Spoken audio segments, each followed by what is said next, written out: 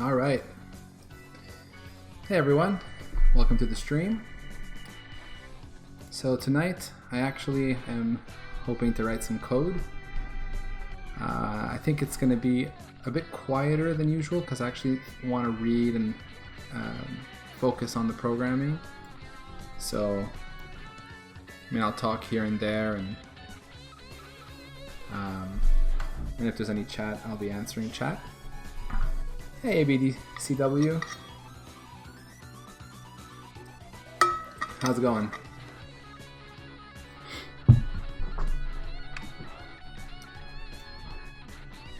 So yeah, last stream I collected a bunch of information, which I wrote down in these notes here.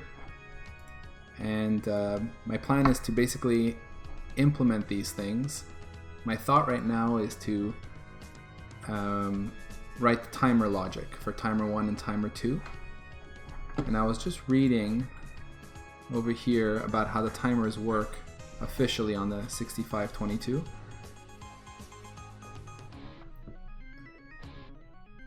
ABDCW says, good, the first semester just started, how about you? Yeah, actually, I've noticed an increase in traffic on my way to work. Everyone's back at work, back at school. It's your first semester. That's cool. Studying, what are you studying? Comp Sci?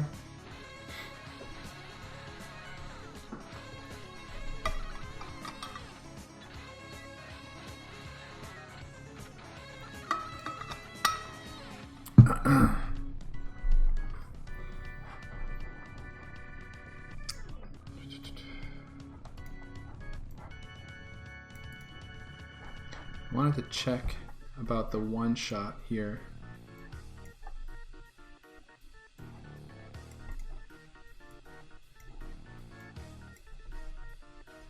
Yeah. I wrote not one shot.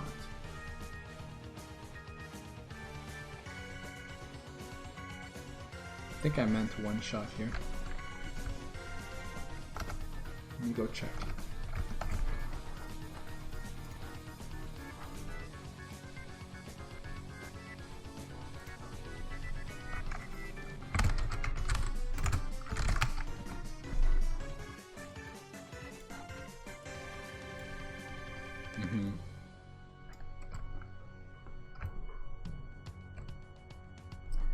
T1 disable PB7 output, enable PB7 output.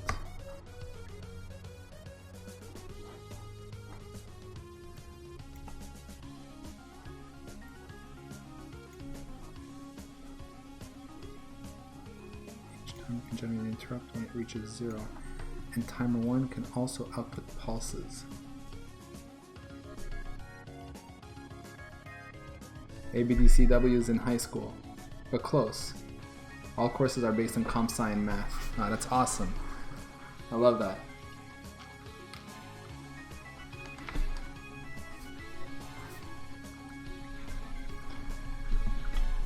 Okay. So I'd like to implement these timers. The timers are not exactly the same, but there's some commonality.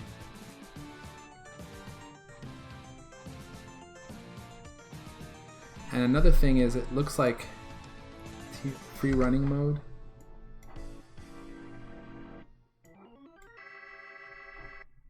Which we are not using, and timer 2 can also be used in pulse counting mode.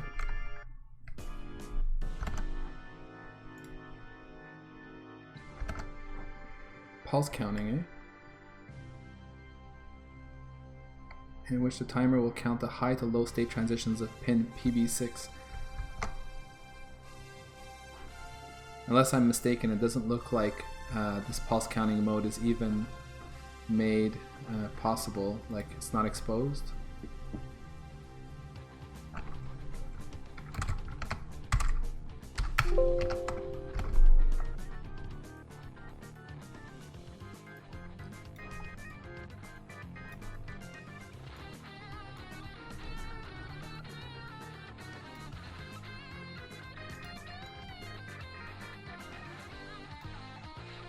but no further interrupt is issued until the timer is restarted.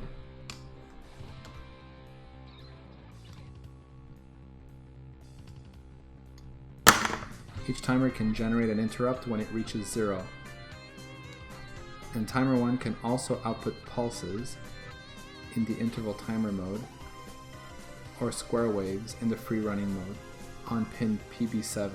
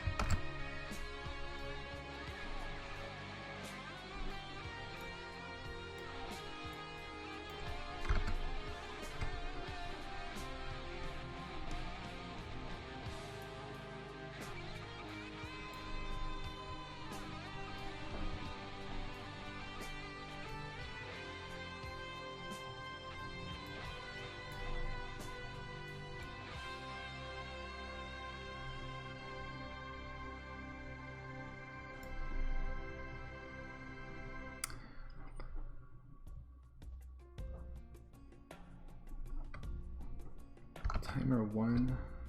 So what I think I'm reading here is timer 1 can either generate pulses or a square wave, and I think in our case it's the square wave, because when this bit is set, so PB7 output is set, this PB7 is connected to ramp, and while the timer is active, it would be high,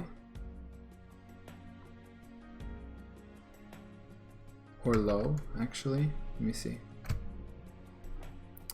No, that's it. So that's it. While the timer is active, it's 0, but as soon as it reaches 0, it goes high and stays that way. So hence the square wave, right? Until it finally gets reset and it goes back down.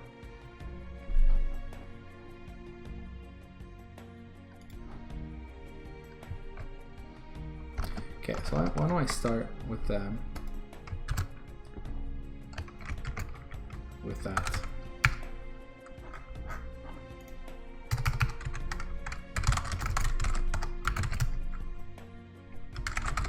I don't know yet how this is going to turn out, but we'll try different things.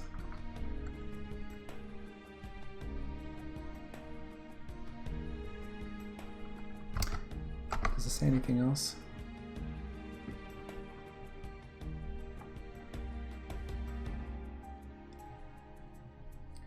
ABDCW is asking, what is this MOS technology? Did they manufacture the processors using the Vectrex? Indeed they did. This is the specifically the chip that I'm working on right now, the VIA here. See the class VIA? It's the implementation of the 6522 versatile interface adapter, which is this here, 6522. It's this chip. And this is the chip there, like it says here. The CPU talks to this chip via memory mapped hardware, memory mapped registers, I should say, to control all the peripherals.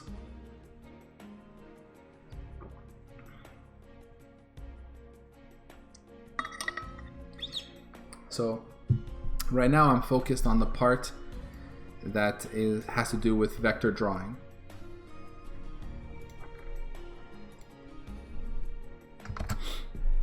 And like all the devices that I emulate, it's a iMemory bus device, which basically means it has two functions to implement: read and write, because it's connected to the memory bus.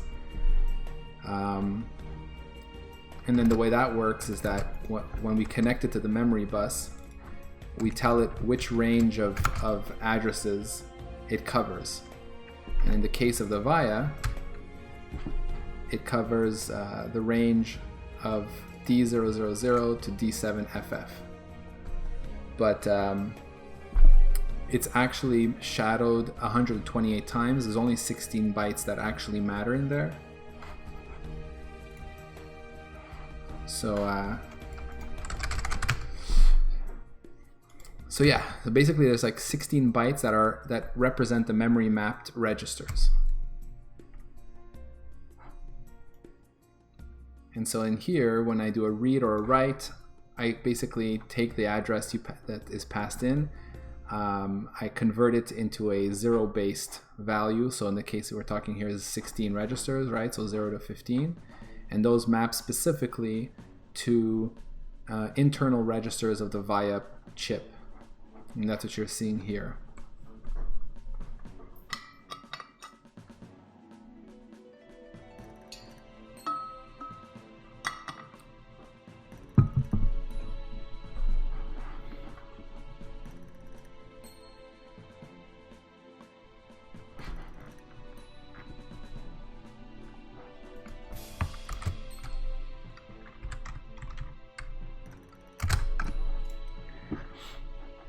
Okay, so there's this thing with the latch. Let me just take a look at what it says here at the latching.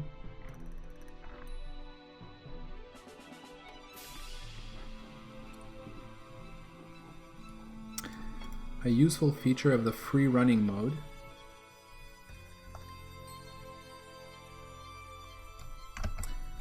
I want to correct this.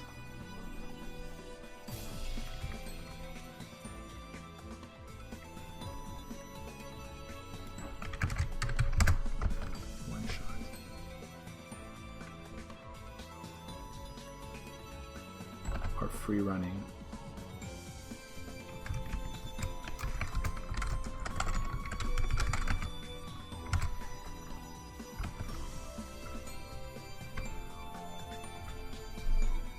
Okay, so useful feature of the free running mode is that the 16-bit counter latch can be loaded with a new count without reloading the counter,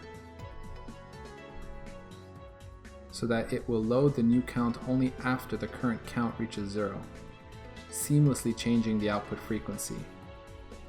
So that would be in free running mode, which we don't really use. This feature of timer 1 combined with its ability to output to pin PB7 can be used to generate complex waveforms.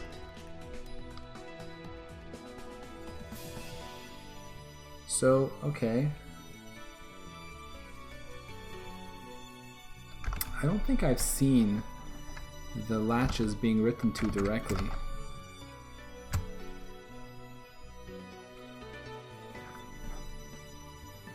Here, these guys. Maybe I'm wrong. Let me take a look in the BIOS here.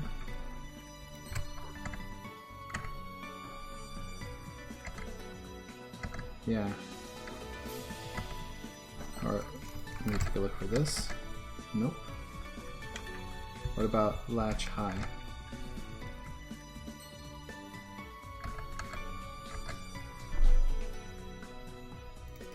Latch low, latch high.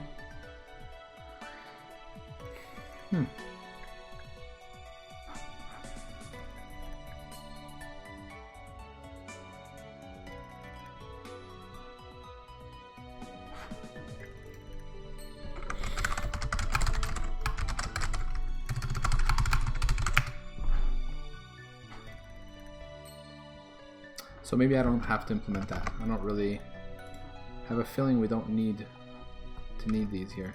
So what I'll do for that is I'll just say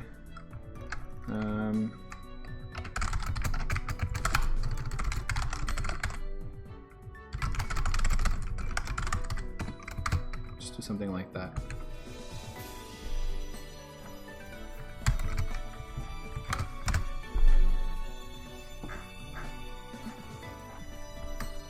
Okay.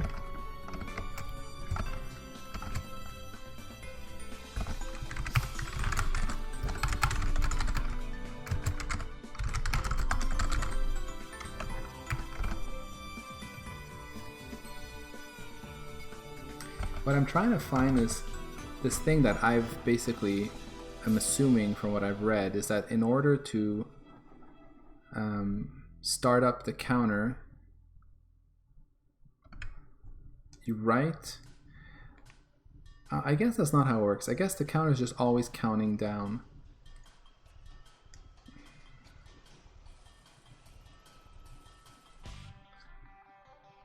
No, that doesn't make sense. Usually the program writes to the low byte, and then what I saw is that the BIOS will write 0 to the high byte, and they say that starts the timer.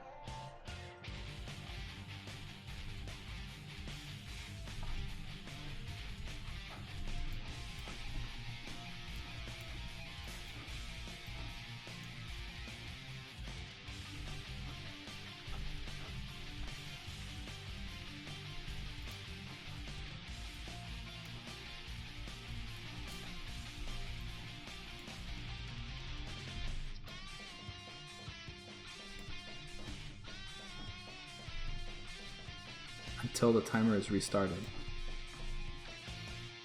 How is it restarted?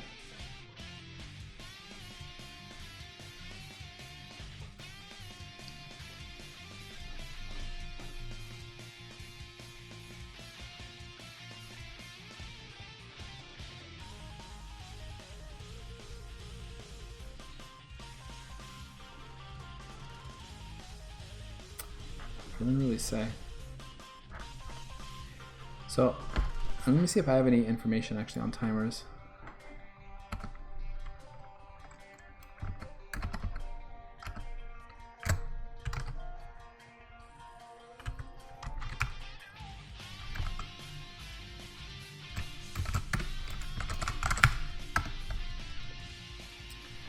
All right.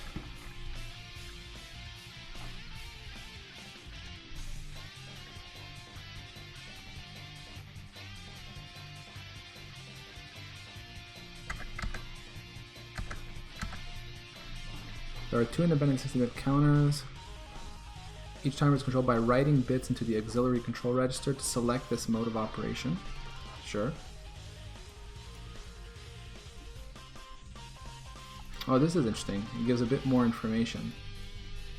Timer 1 control here and timer 2 control. So here it's saying that these two bits, if it's 0, 0, timed interrupt each time T1 is loaded.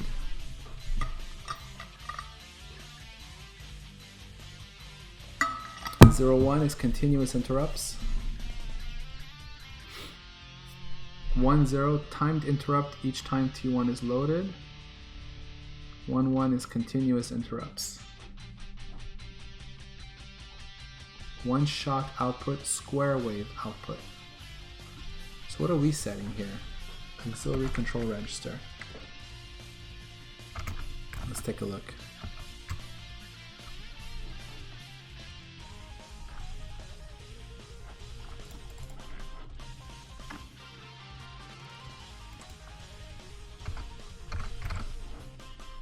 Six and 7. So they're saying that 0 is one shot while 1 is free running. Okay, so I guess that's what this means. That one shot is a timed interrupt. Why does it say each time T1 is loaded?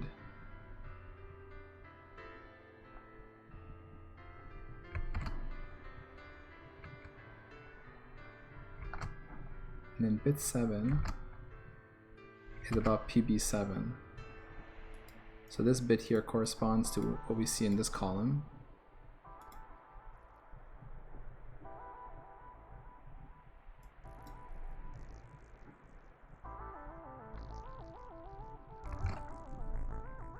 It's funny because it's like this does not actually give the right information. So let's see how this guy's set. It's set to 98.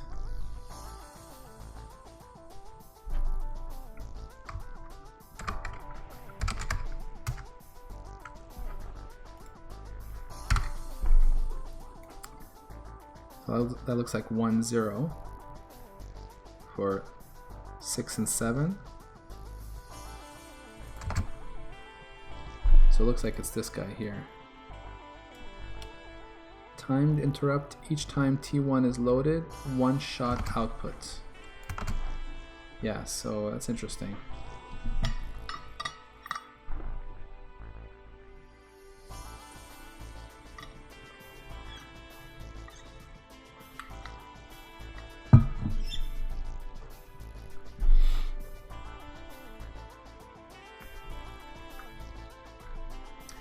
Interval timer 1 consists of two 8-bit latches, figure 13.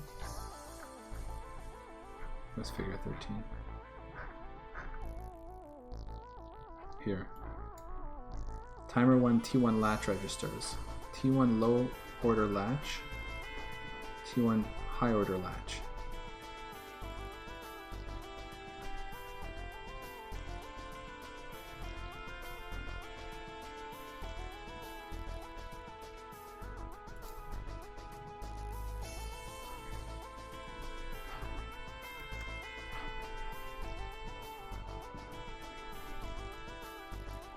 The latches store data which is to be loaded into the counter. After loading, the counter decrements at 02 clock rate. Upon reaching 0, an interrupt flag is set. An IRQ goes low if the T1 interrupt is enabled. Timer 1 then disables any further interrupts or automatically transfers the contents of the latches into the counter and continues to decrement.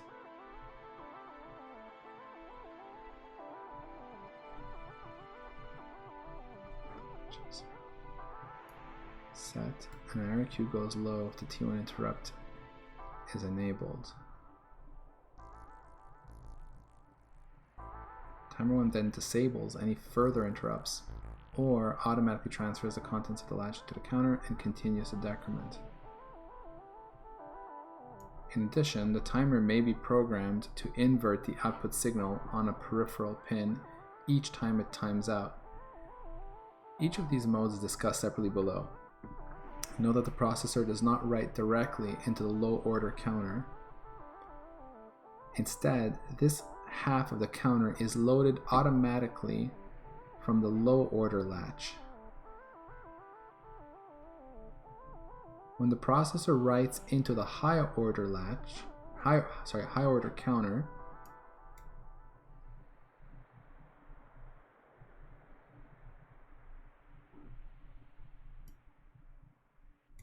instead this half of the counter is loaded automatically from the low order latch. Really? When the processor writes into the high order counter, it does that. In fact, it may not be necessary to write to the low order counter in some applications, since the timing operation is triggered by writing to the high order latch.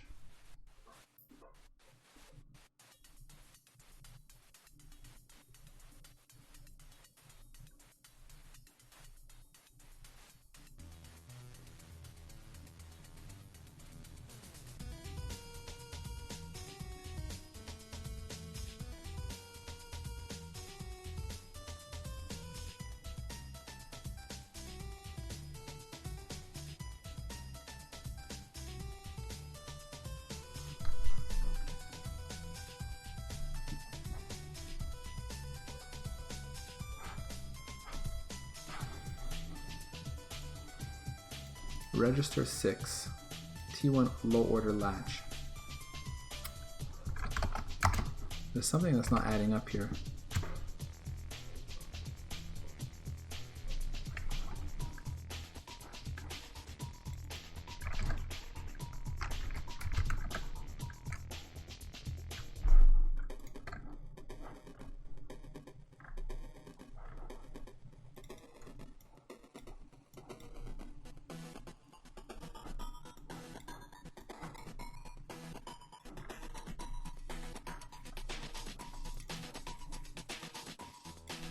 Timer 1 count register low. Timer 1 latch register low.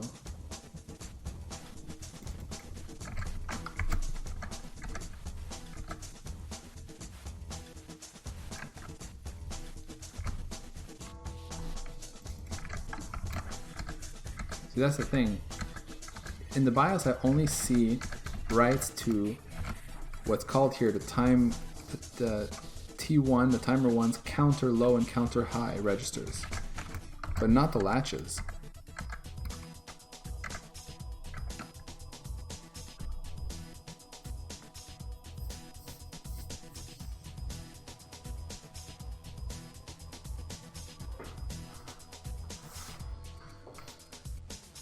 ABDCW says that on the topic of computer science, universities in Toronto are crazy to apply for. University of Toronto or Waterloo, you no longer need an average of 92, but rather 99 in order to be accepted solely based on marks because of such high demand and cost. That's insane.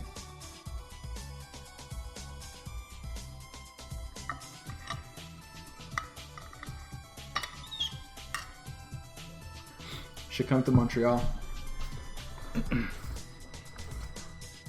Study at Concordia or McGill. I don't think they need you to have a 99.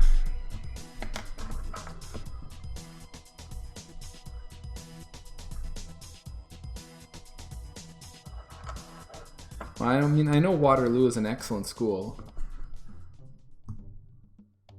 Yeah, your French doesn't need to be that good to come to Montreal. Montreal is like super Anglophone. And if you want to work in video games, I don't know if that's what you want there, but if you do want to work in video games, Montreal is a great place.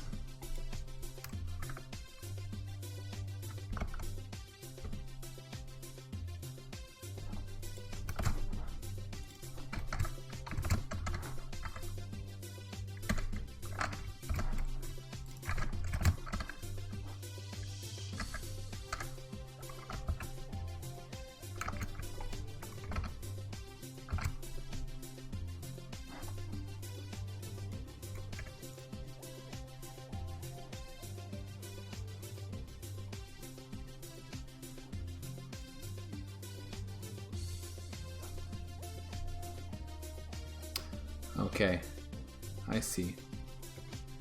Register 4. Yeah, okay. 4 and 6.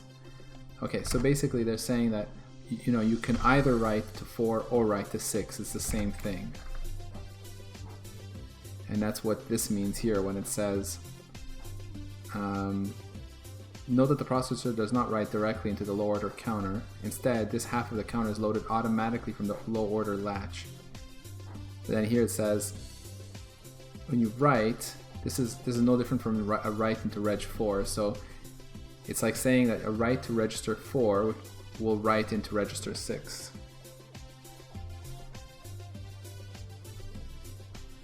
So you were told that to find a job in video games, French is very valuable. I don't know. I don't know if I agree with that. It's useful, but it's not necessary. We have a lot of only Anglophone, like only English-speaking people.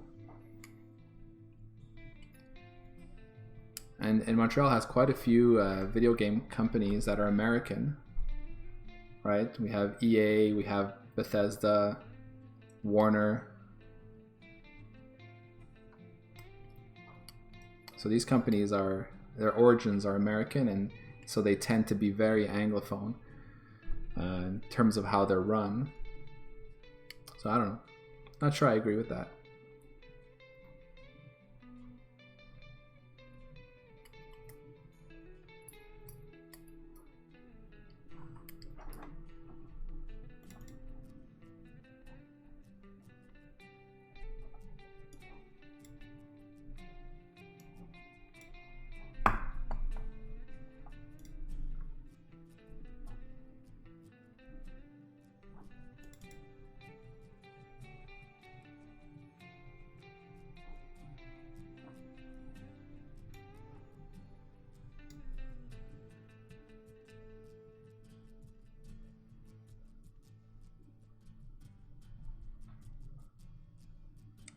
Interesting. Let me take some notes here.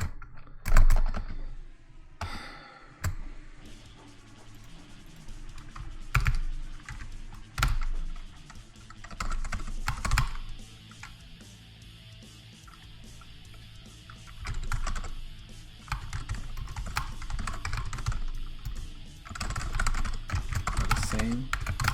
Both write to the latch.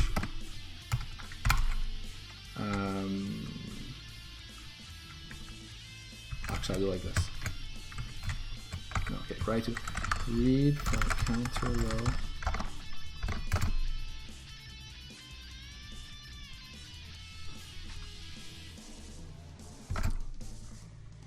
Read from counter low will reset. What does it say? Reset interrupt flag.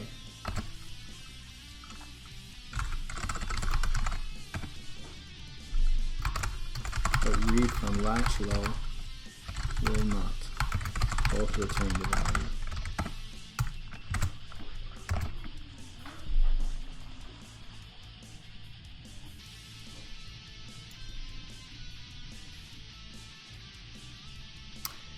So if we write to this latch, 8 bits loaded into T1 high in high order latches. Unlike Reg 4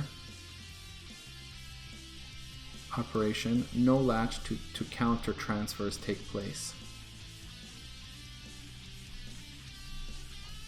Okay, here it would. When you write to the low, it transfers to the latch, but when you write to the high, there is no transfer.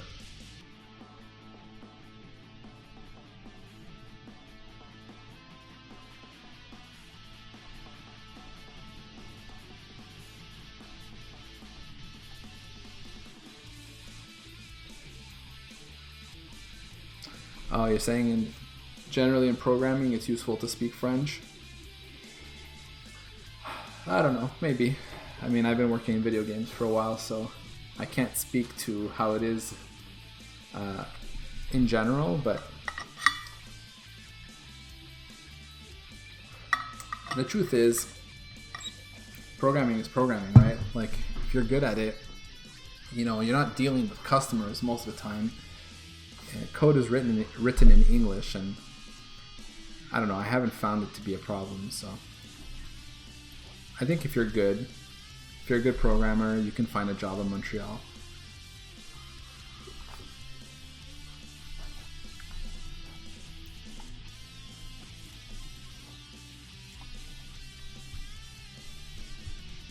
So here it's saying if you write to the high, even though we haven't seen any of that, but if you were to write to the T1 high order latch, it just writes to it. Nothing special occurs.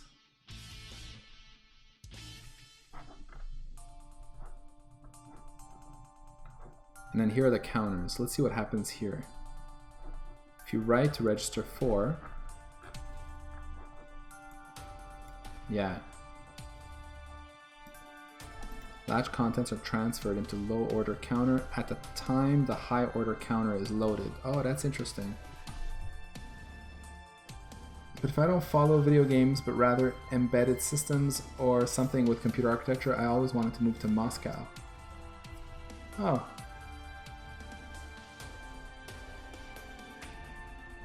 That's interesting. Is that because you have Russian origins? Or are you just interested in Moscow? Or is that where like all the good embedded system jobs are?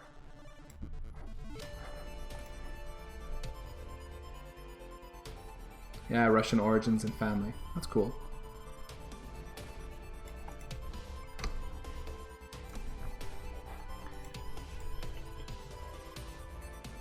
Programming is a high demand job. Oh man, programming is a high demand job in a lot of places.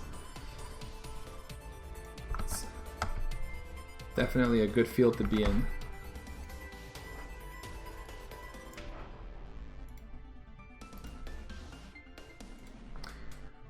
Okay, so this is interesting. So actually this explains what I was looking for, because see, if you write 8 bits into T1 low order counter, that gets transferred to the latch, to the low order latch. So basically Reg 4 to Reg 6. And then it says latch contents are transferred into low order counter, so the other direction, at the time that the high order counter is loaded.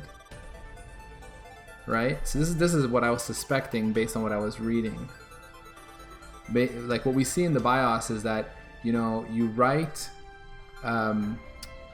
you the programmer would write either to reg 6 here, the T1 low order latch, or to reg 4, the T1 low order counter. And what I've seen more is that people will write to reg 4 here. So that's like you put your scale value in there, and then that gets written immediately into the T1 low order latch, and then it remains there. And then afterwards, if you write to the high order counter, right, 8 bits loaded into T1 high order latch, it'll go into the high order latch. Also, at this time, both high and low order latches are transferred into the T1 counter. T1 interrupt flag is also reset. So this is really what we expect. All right, so let's code that up.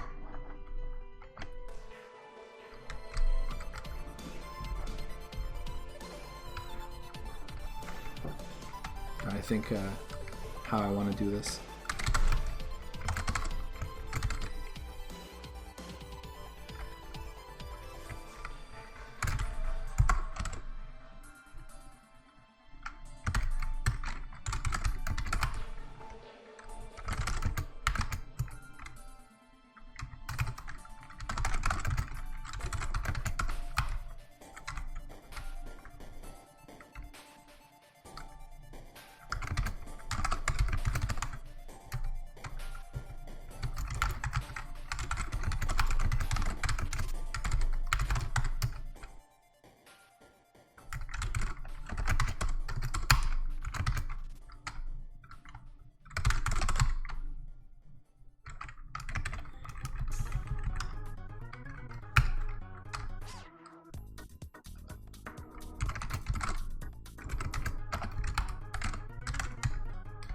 So writing into the low order counter just writes to the latch. Okay.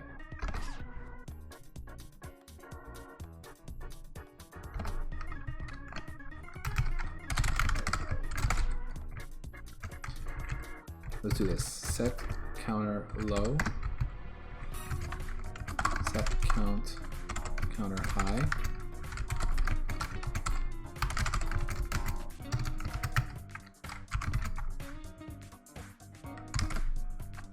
The latch high gets this value, and at this point, transfer contents of latches, of both latches to counter. And we take latch high,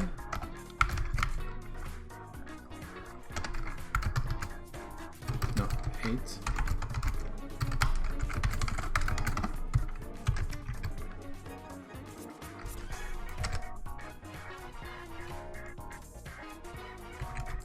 We also need to reset the interrupt.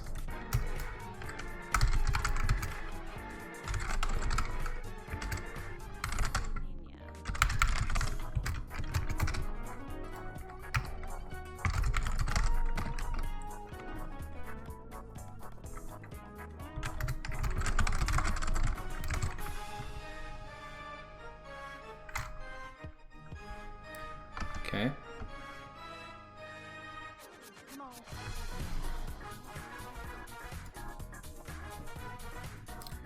I'm not going to implement these because I don't actually think we need them.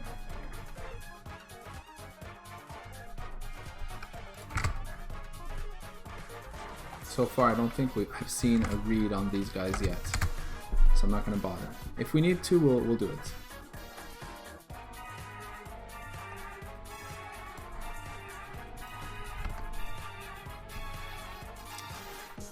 So that's that. I'm going to need some kind of update with cycles, which is still a double. I'm really thinking that this is a mistake, making it a double. And I'm probably going to want to make this instead like a UN64T or something.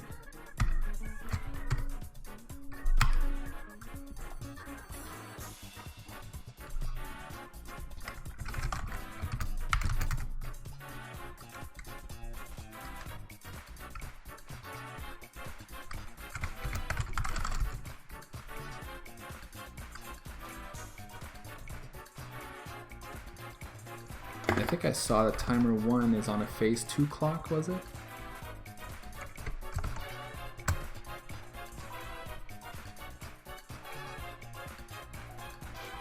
Or is that timer 2?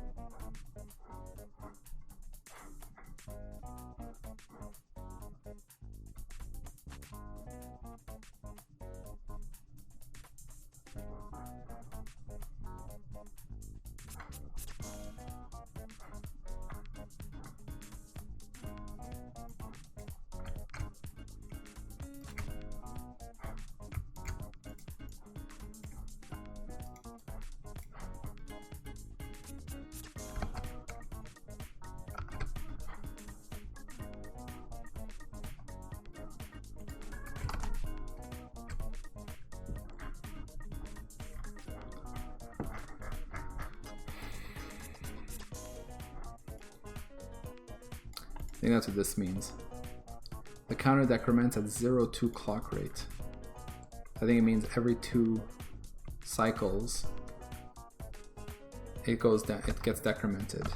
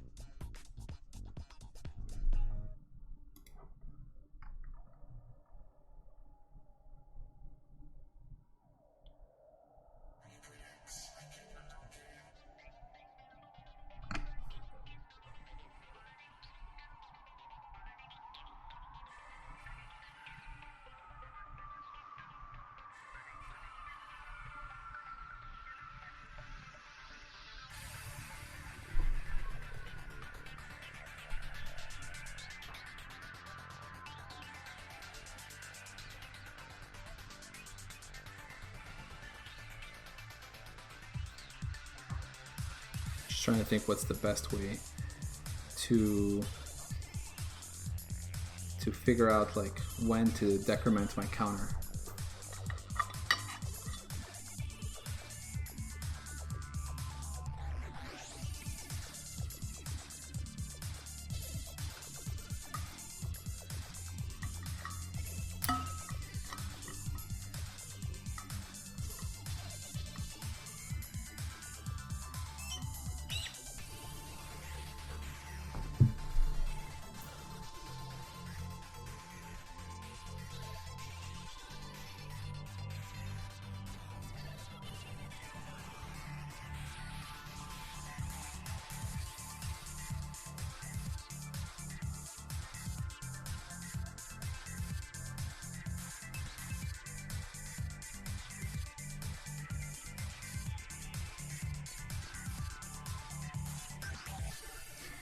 I think like this.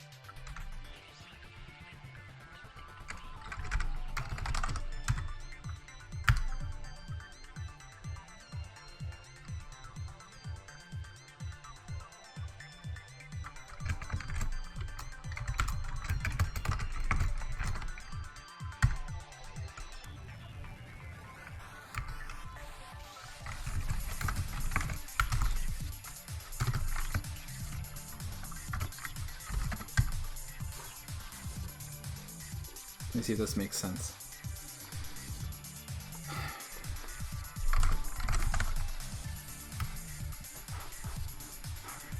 So like, so we start, let's say, at 0, and let's say we get as input cycles equal to like 5, right? So m last cycles is going to be, m last starts at 0, we get cycles equals to 5, so this becomes 5. Our counter, we take that and we divide by 2, and we say, so basically the number of counter minus equals to, and it's basically 5 divided by 2 integral, which is 2, and then the last will become 5 modulo 2, which is 1.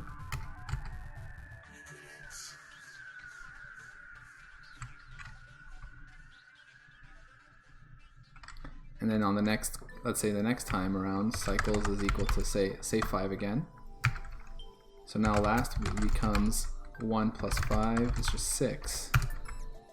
And then the counter will get 6 divided by 2, 3.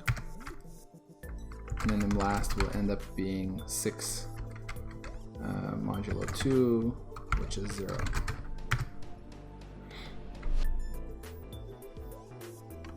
So that looks fine.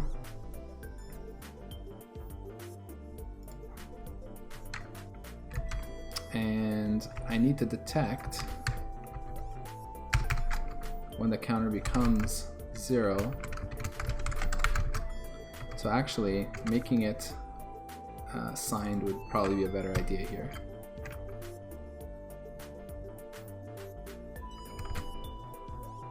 Oh, that's interesting, right?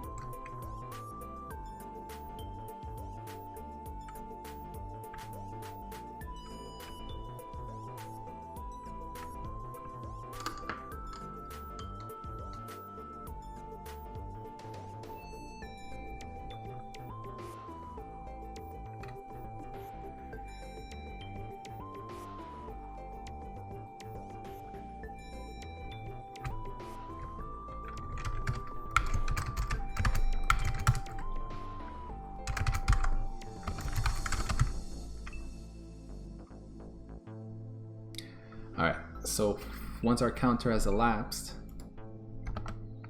we want to set the interrupt flag, but that's not always true, right?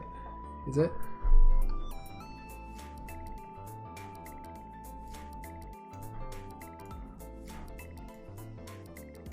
Upon reaching 0, an interrupt flag is set. Okay, and our RQ goes low if the T1 interrupt is enabled.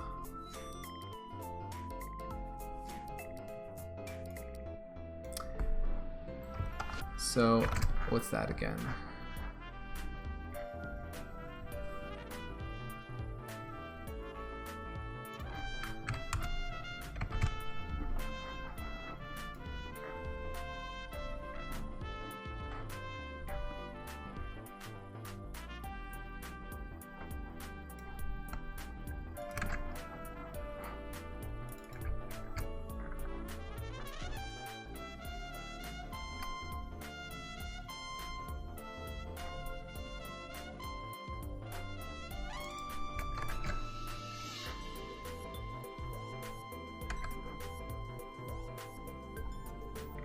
Okay, I'm not sure.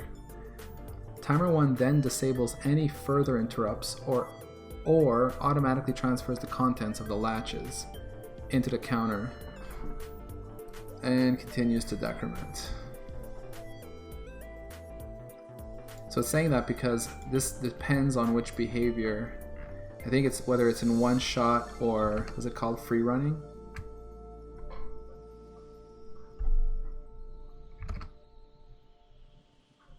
And in our case, we are only in one shot from what I can tell.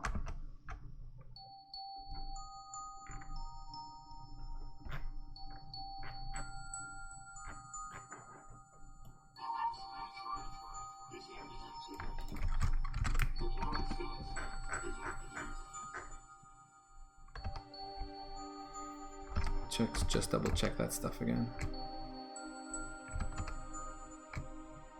one shot. Yeah, that was a bit. Was in here. Yeah, it was this guy here. No, sorry, it was this here. It's these two bits here, 5 and 6, that we saw.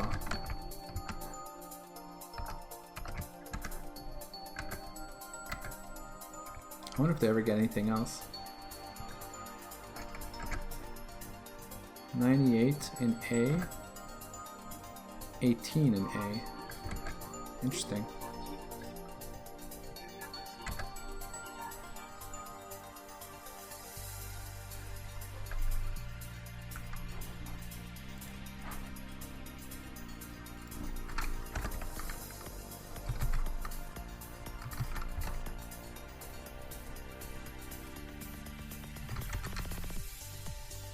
Right.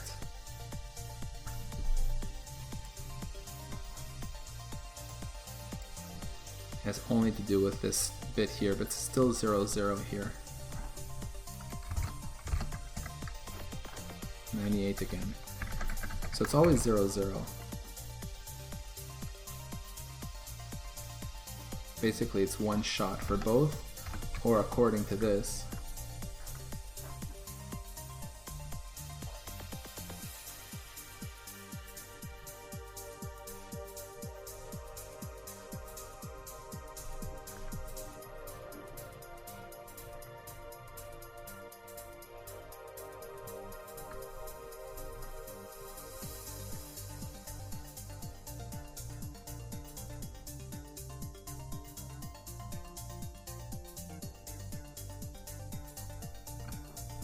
Oh, I think I'm looking at this incorrectly.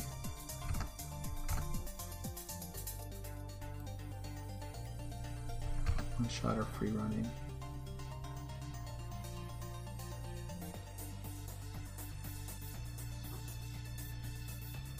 Okay. It's funny how it writes timed interrupt each time T1 is loaded.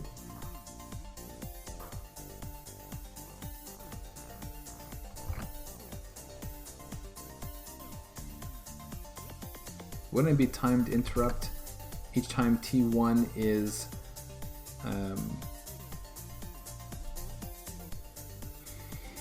like expires, not when it's loaded?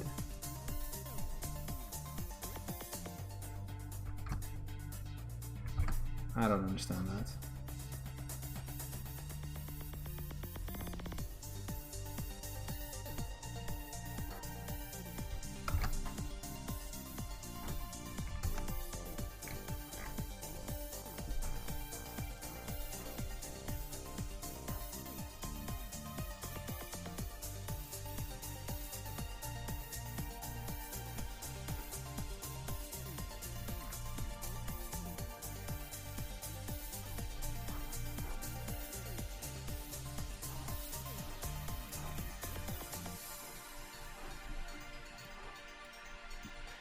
Frankly, this documentation sucks.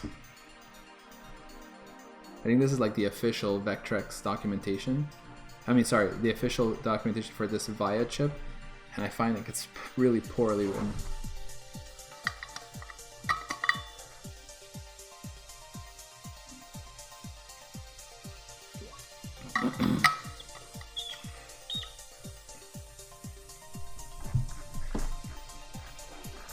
Okay, maybe we'll get more details here. So, one shot. The one shot mode generates a single interrupt for each timer load operation. So a single interrupt. So that does call it a timer load operation. As with any interval timer, the delay between the write T1C high operation, counter high operation, and the generation of the processor interrupt is a direct function of the data loaded into the timing counter.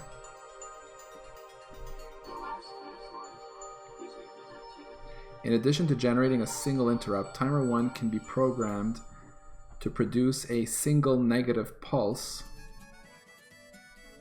on the PB7 peripheral pin. With the output enabled, a write T1CH operation will cause PB7 to go low. PB7 will return high when timer 1 times out. The result is a single programmable with pulse.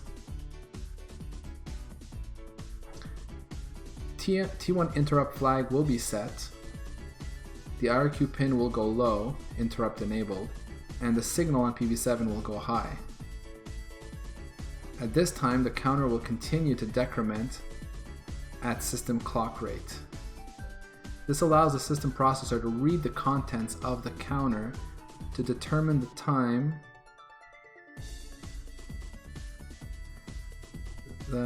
this allows the system processor to read the contents of the counter to determine the time since interrupt. Right.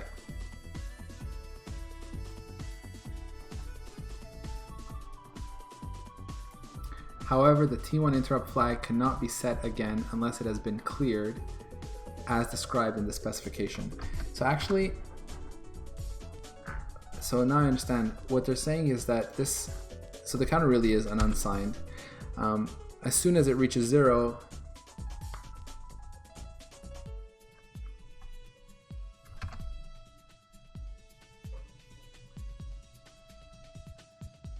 yeah, I wonder what that means. I mean, if it's counting down and it reaches 0, doesn't it, wrap around? So like the time elapsed, you need to take that into account.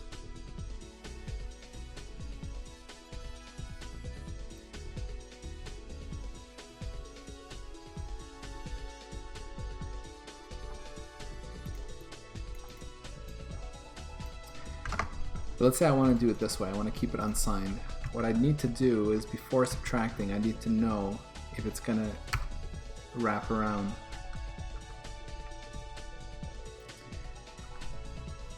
Is it the worst documentation I've ever seen? No, it's not the worst. I guess it's because when you read up here, it's just like general, so it's like this or this, and then, but I guess it gets into a bit more detail below, so it's not the best though.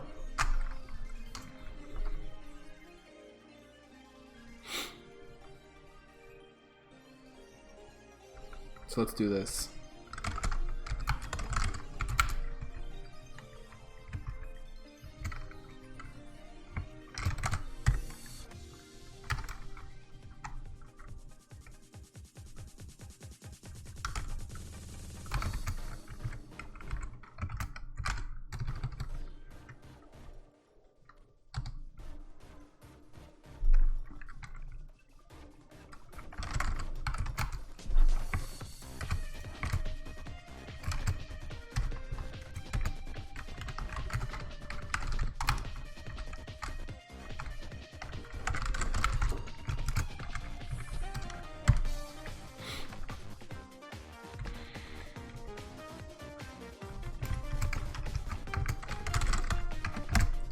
We'll do it this way. Basically, if the delta that we're going to subtract, and I'll just put delta here.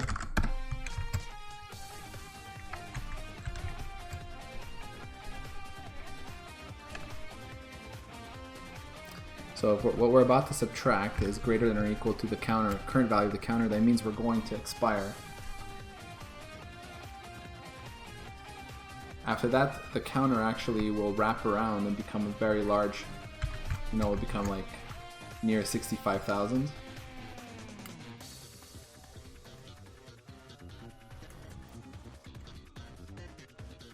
So does this make sense? Yeah, this makes sense.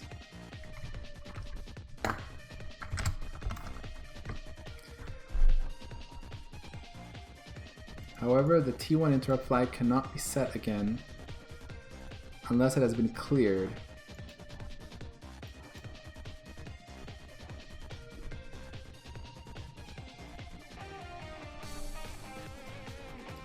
So one thing here is to say that it generates a single interrupt.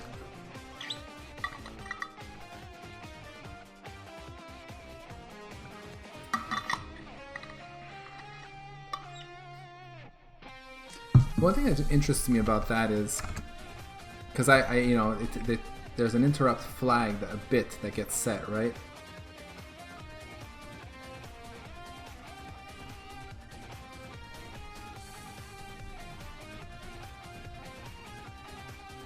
Like my question is that does it get set and then it remains set and then it gets reset when we load again. Yeah, that makes sense.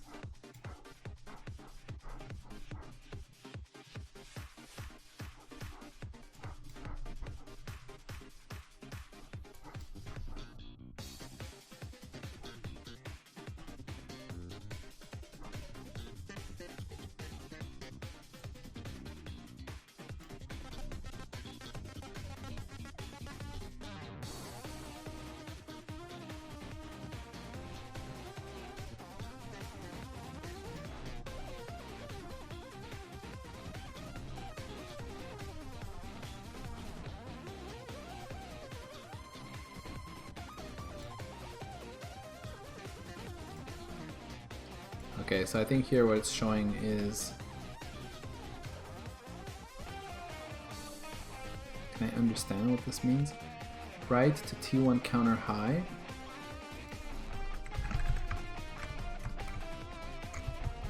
I wonder if 02 here means 2 cycles.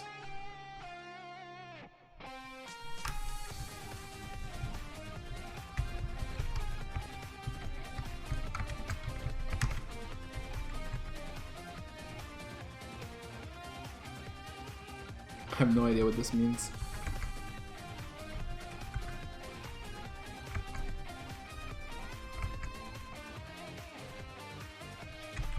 Okay. This is like low, high, low?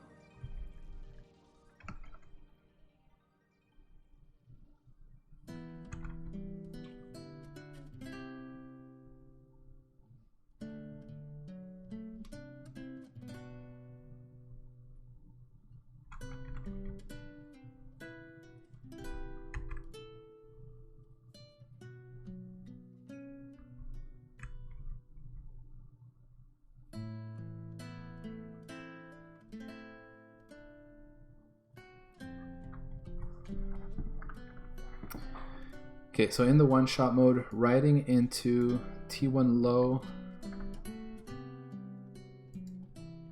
T1 LH, oh sorry, T1 latch high has no effect on the operation of timer 1. However, it will be necessary to assure that the low order latch contains the proper data before initiating the countdown with a write T1C operation. When the processor writes into the high order counter, the T1 interrupt flag will be cleared. Yeah, we did that already. The content of the low order latch will be transferred into the low order counter. Yeah. And the timer will begin to decrement at system clock rate.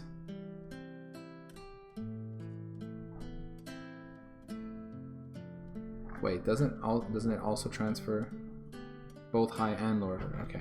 See what I mean? Like, it's not super clear. It says, when we write into the high order counter, the T1 interrupt flag will be cleared. The contents of the low order latch will be transferred into the low order counter. But what about the high order latch being transferred?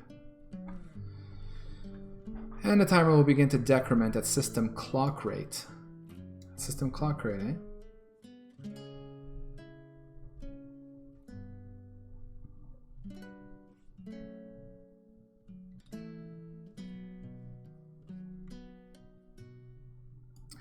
So maybe it's not every 2 cycles. If the PB7 output is enabled,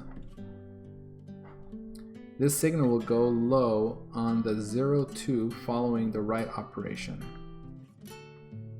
I think that's what it's trying to show here. On the 02.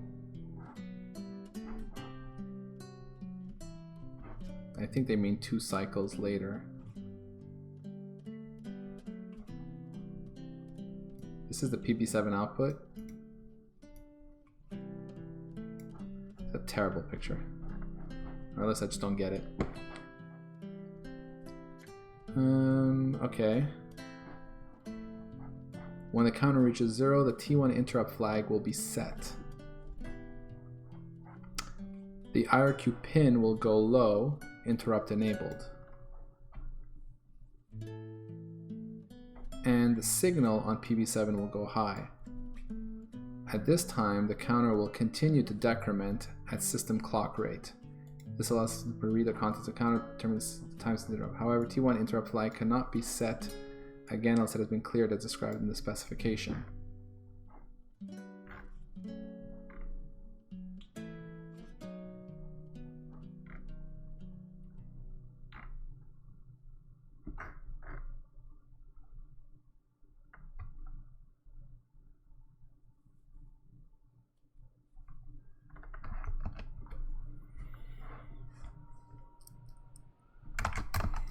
Do I need to care about the IRQ? Is it connected? Let me check something.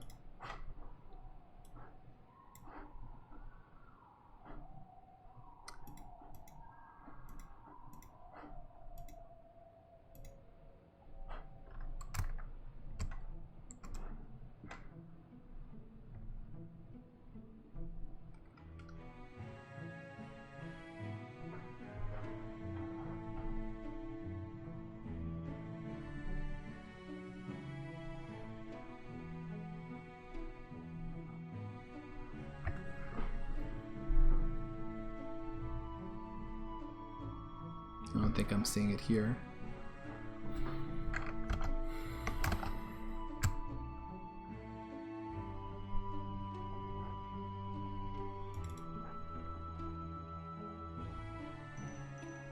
Like I see the interrupt flag being exposed here, but I don't see anything about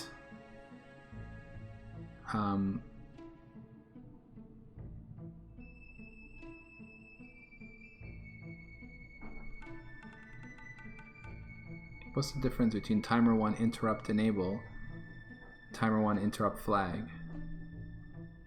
Okay, that's the flag if enable is set or not. So this allows us to control whether we can set the interrupts.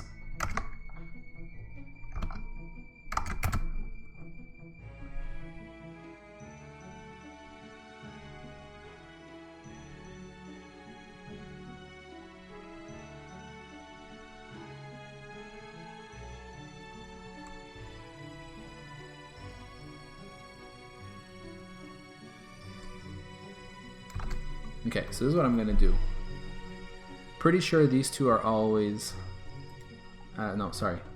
Pretty sure what we saw was that these two are always in one shot, so I'm going to make sure that that's the case.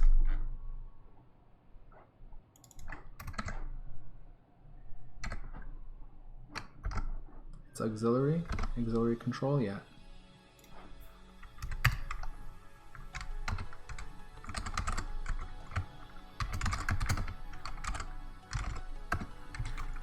I want to make sure that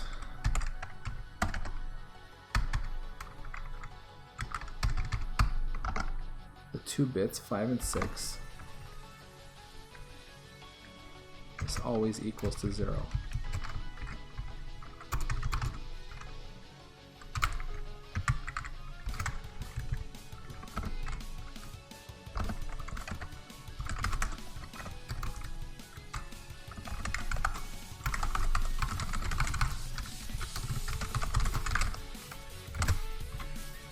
Okay, so we'll just check that so I don't have to worry about implementing free running mode. And if ever I run a game that actually uses the free running mode, then I'll implement it. Now I'm interested to see about this interrupt enable and whether it's actually how it's controlled. So no reference in the BIOS for this guy. That's interesting.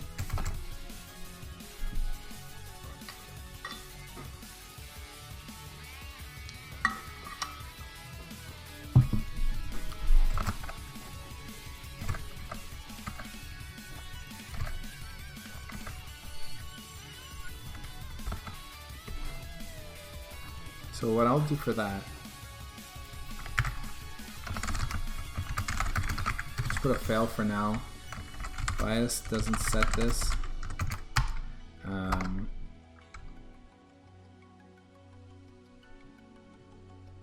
Like, what does that mean? Do we just assume all interrupts are enabled?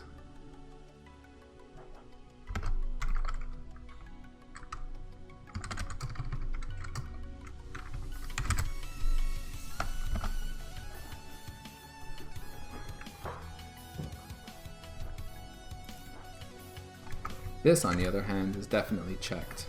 Stuff like waiting for timers to end here.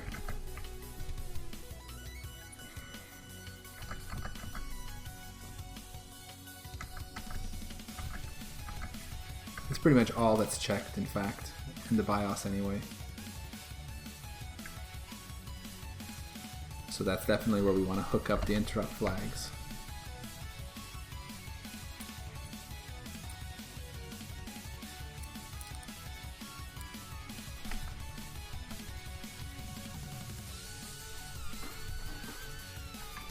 And I don't think anyone ever wants to write to this from the outside.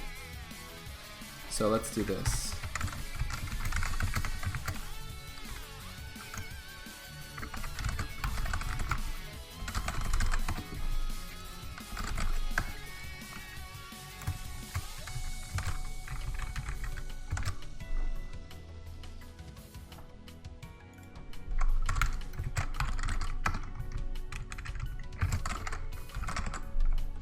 Or maybe what I'll say is not biased isn't right, though. I'll just say, like I think as I've said before, like it's not handled.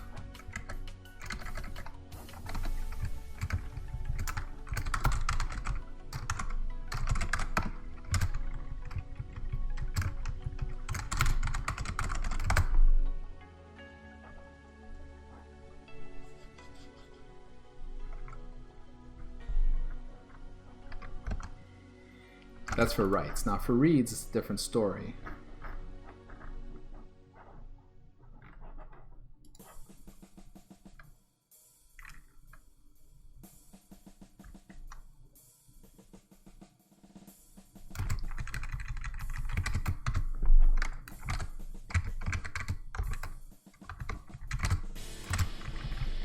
So here for the interrupt flag,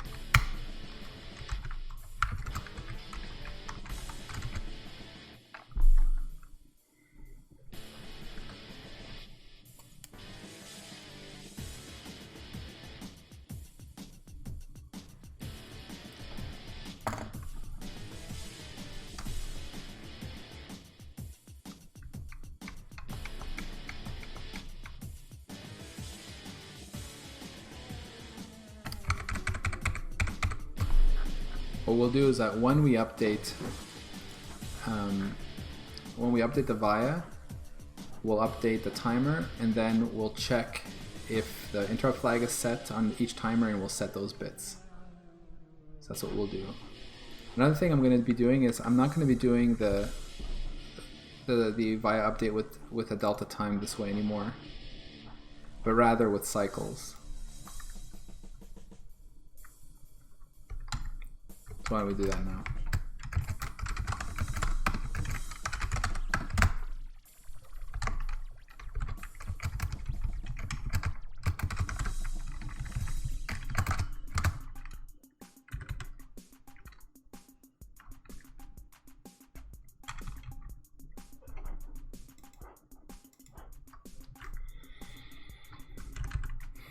Okay, I'm gonna have to figure out this part later.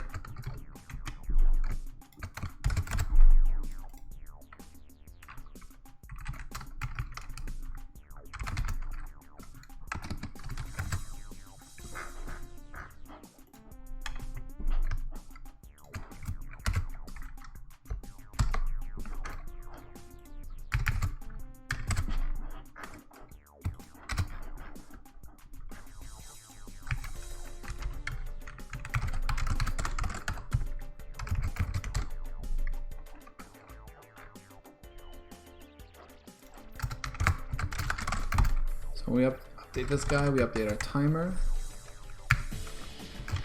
and then if the timers interrupt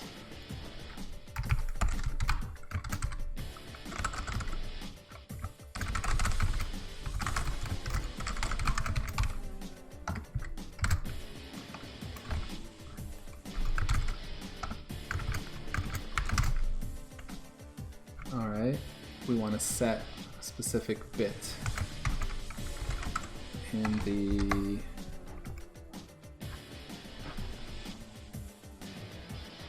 interrupt flag.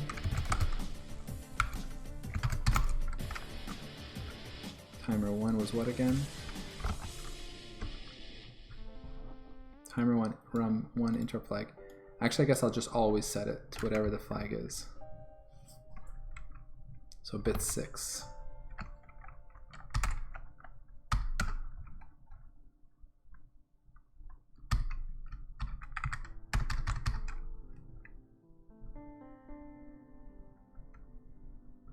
So we'll do it this way.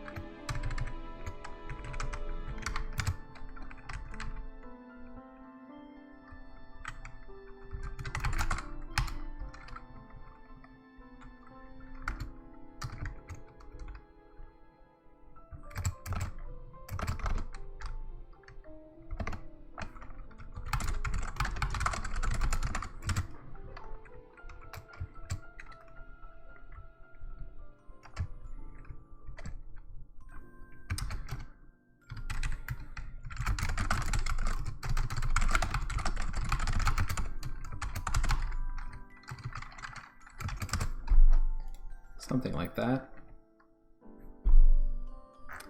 So now I'm not sure anymore about this every 2 cycles.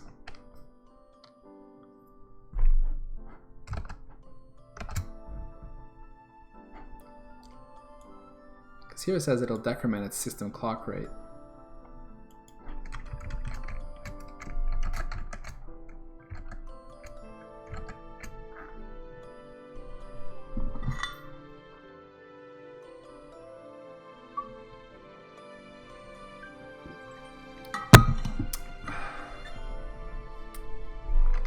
You know what? This might be something else that I read somewhere.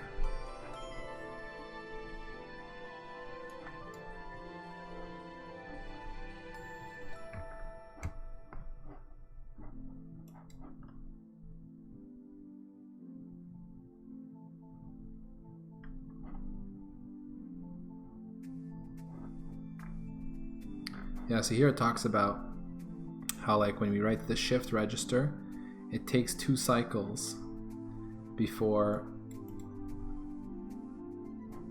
shifting a value starts 2 cycles after the shift register was accessed, not immediately.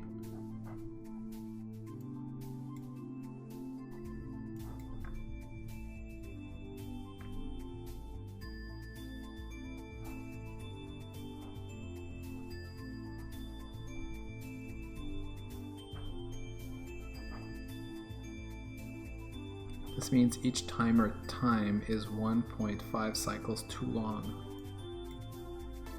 Timer one-shot mode timing. Oh, this looks like the picture we saw in ASCII, but actually drawn.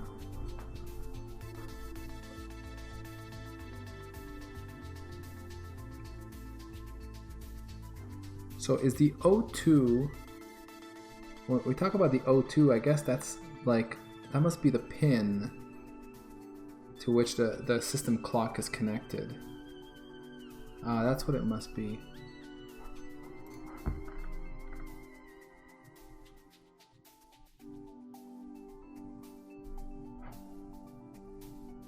Clock input is CLK.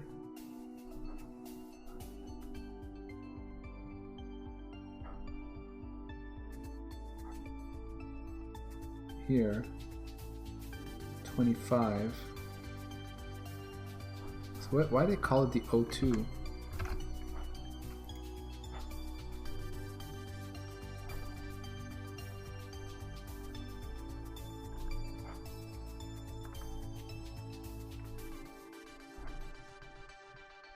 Worth noting, one Vectrex cycle is about 666 nanoseconds.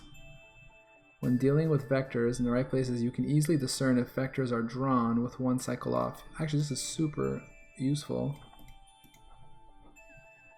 Oh no, sorry, it's not what I was thinking.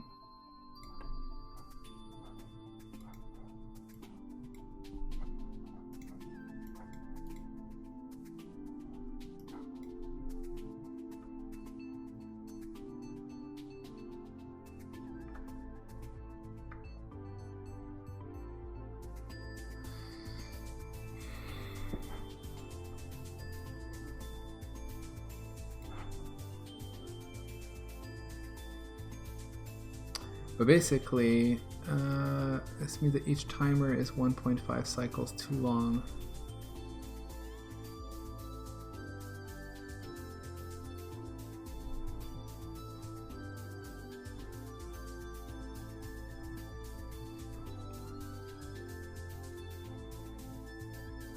That's the 0.5 and that's the 1. So basically what it's saying is you write, I guess the write takes 3 cycles, is that what it's showing here?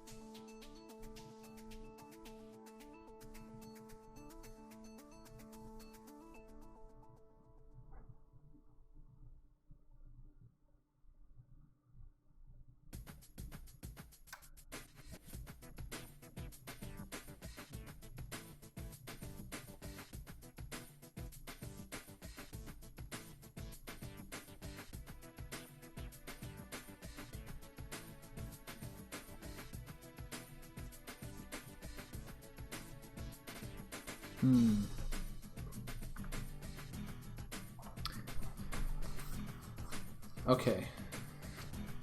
So now I don't think it has anything to do with being every 2 cycles. So that'll simplify our logic here. I'm also realizing that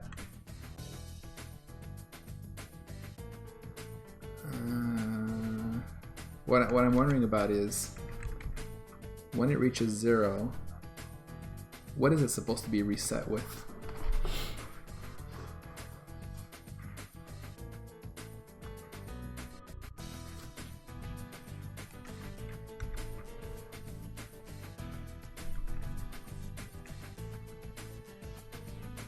I guess in one-shot mode it doesn't matter. Because actually if we were in not one-shot, I think when we expire we're supposed to reset with the value in the latch. The latch value, the 2 latches. Like do this here. But we are in one-shot so we don't. Yeah, I think that makes sense. So this I don't need to do.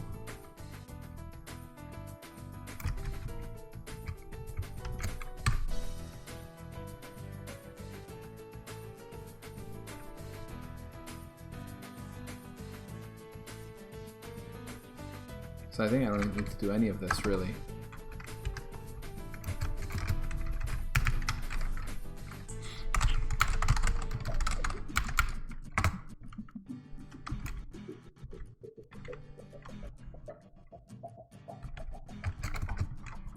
So we're counting down to 0, so if the cycles that we have is greater than or equal to the counter, we will expire. Then we just do the counter minus equal cycles.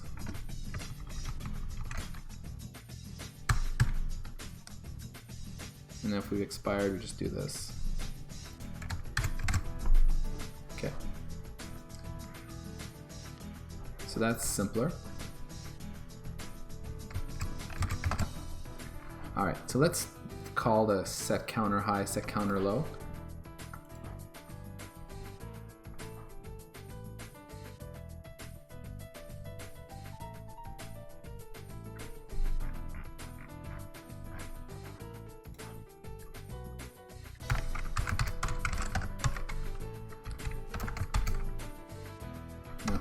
Set counter low.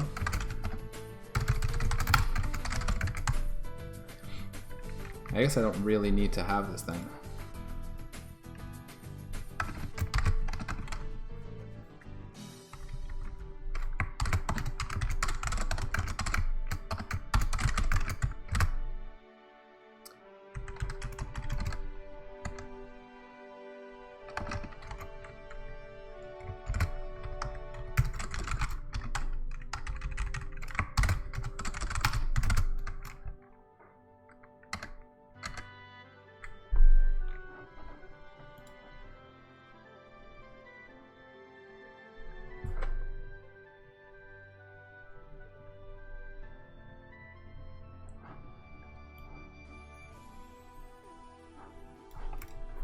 Alright, so that might be actually all we need for timer 1. Timer 1 is what's used for vector drawing, and I think that is pretty much what we need. Yeah. Is this built?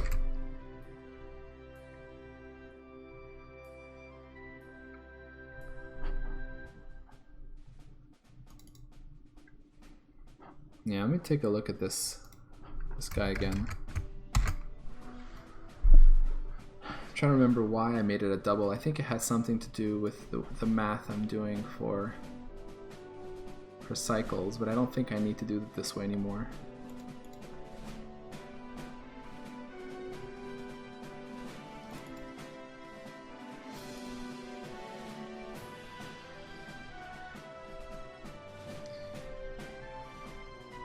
Hey, good night, ABCW.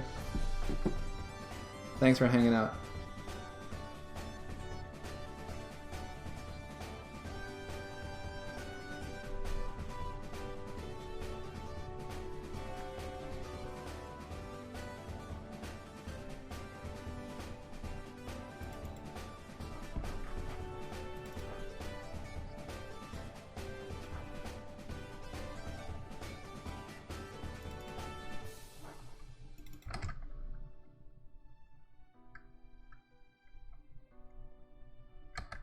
Yeah, I'm gonna change it. I think what I need is I need these to be double.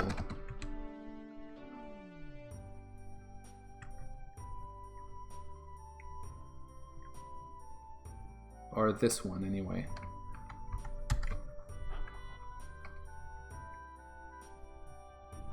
And I want this guy to be a what?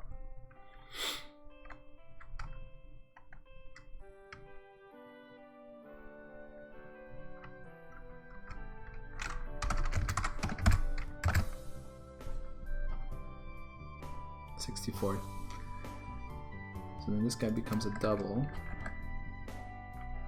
That's great.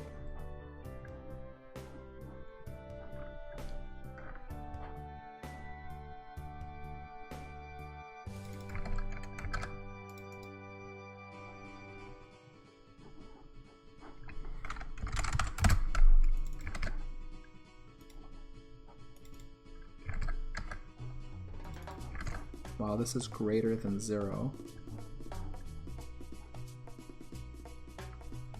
We execute instructions.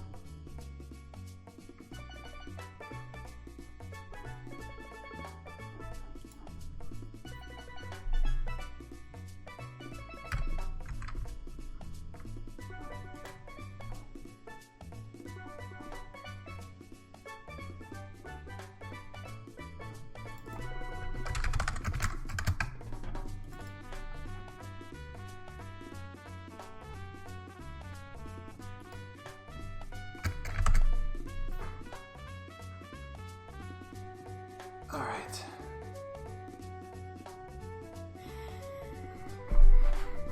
Lots of code changes.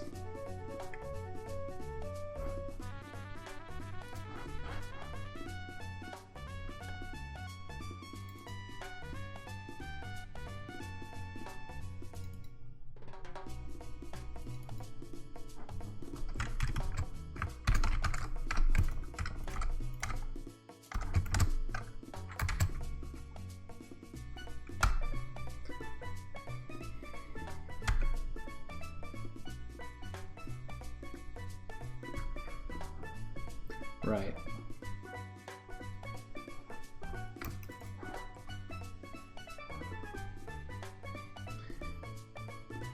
It's true that if my number of cycles is really huge, this won't work.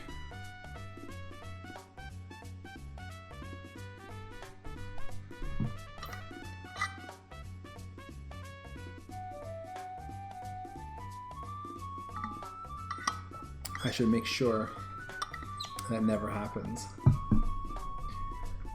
What I can do is I have actually, still have that in my base. I have this cute little checked static cast.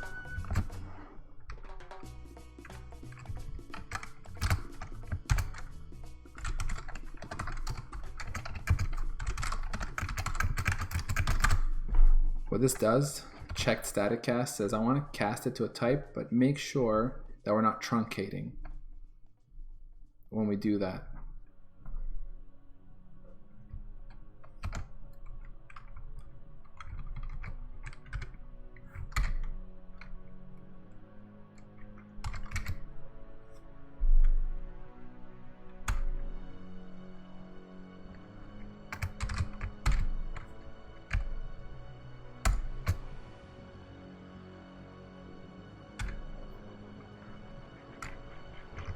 What's the problem here? Ah, yes. Yeah.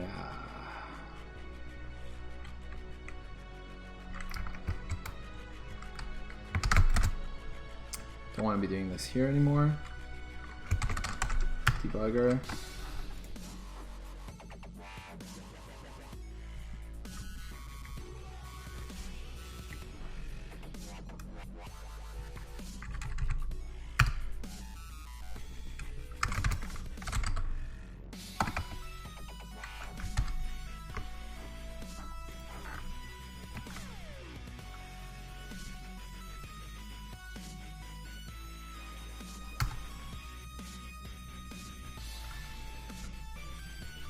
Yeah, I'm not sure about this.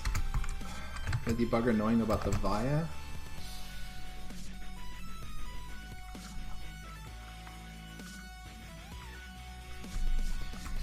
It's because what I want to do here is I want to update. When I update my debugger here, I need to update, every time I execute instructions, I need to update my other chips.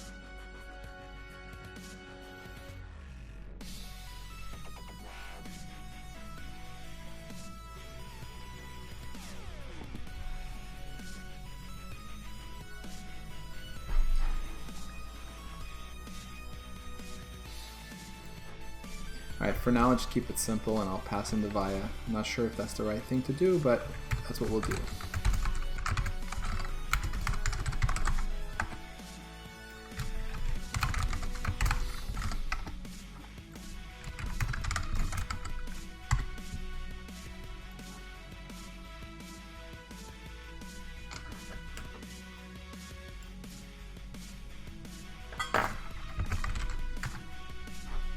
Or what we might want to do instead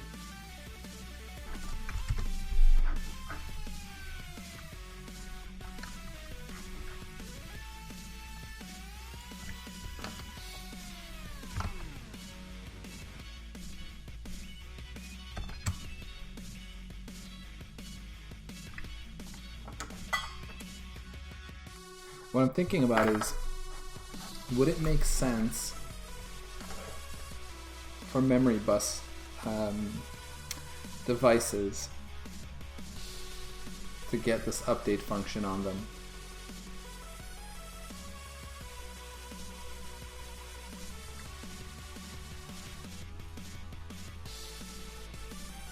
I don't know. I think that right now it's only the VIA that will get an update, because the VIA basically is connected to everything else, so pretty much everything else will be driven by that, and there's not much in terms of other hardware that needs an update. So I'll just pass it in, keep it simple.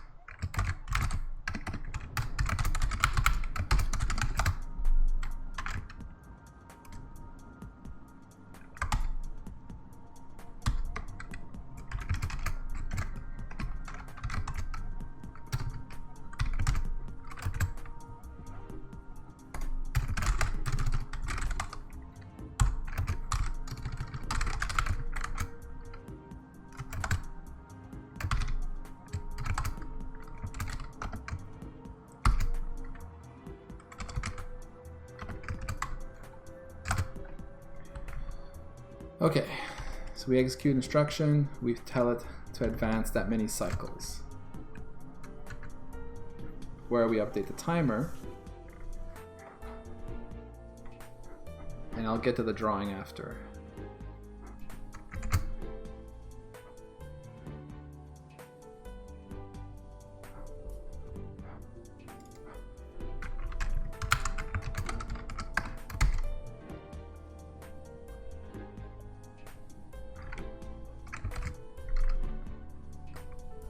Alright, everything builds.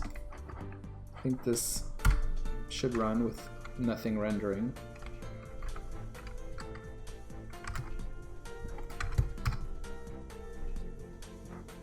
Maybe not.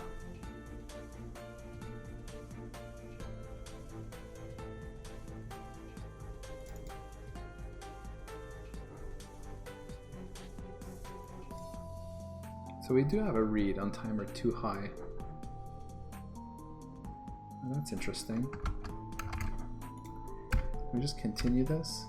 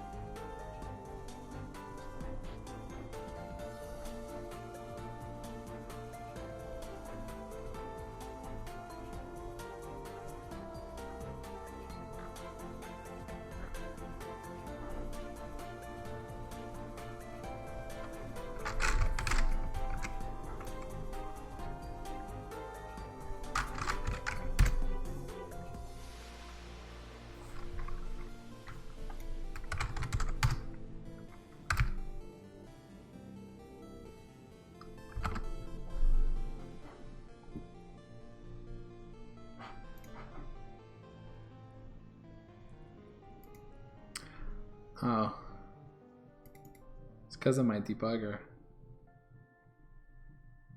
Right.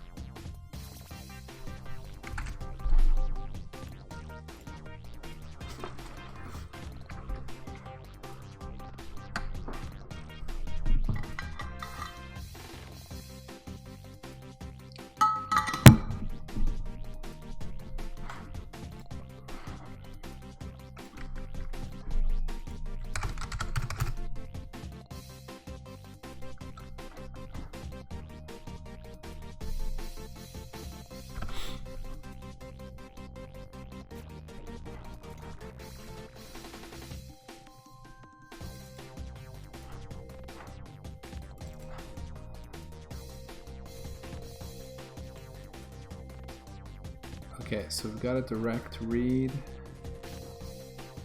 we're about to write here that we're doing a store D. That's it, because when we want to store to that thing, I like to print what value is there. So my debugger does reads that the CPU may not do.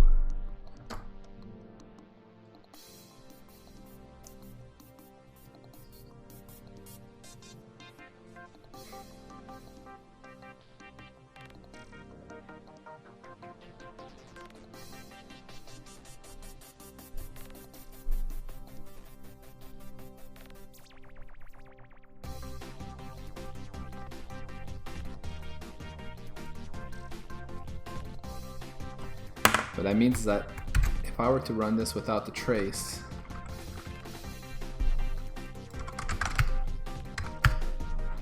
then it would run fine. Let's switch into faster mode, release.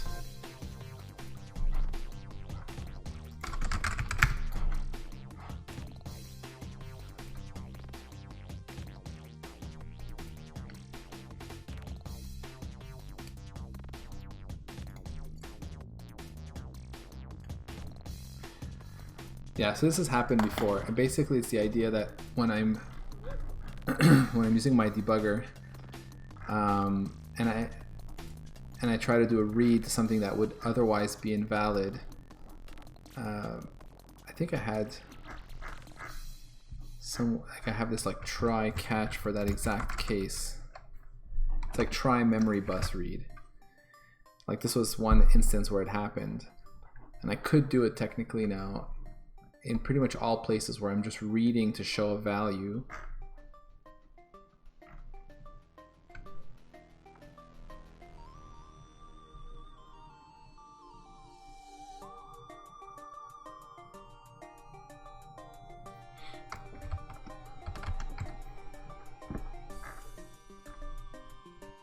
Basically, anytime we try to write to one of these, I'm gonna get one of these asserts.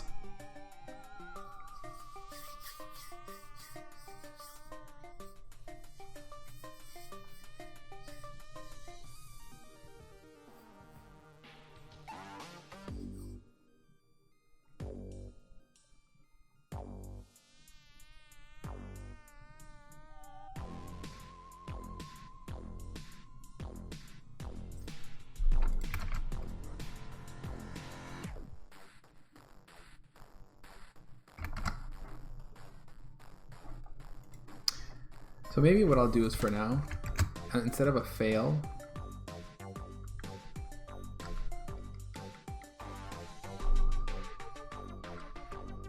I'll just for now convert these to printf, and we'll worry about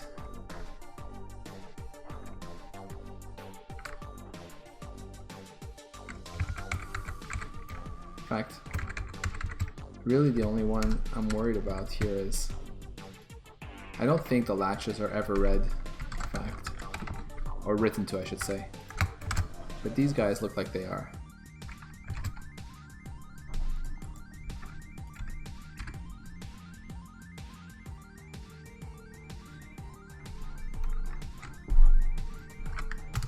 I need to think of a smarter way to make this work.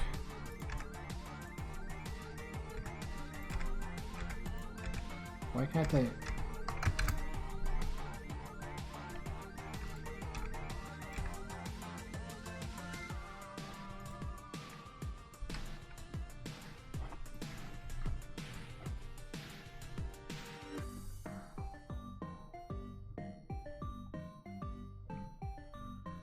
I think the optimizer combined these two cases together.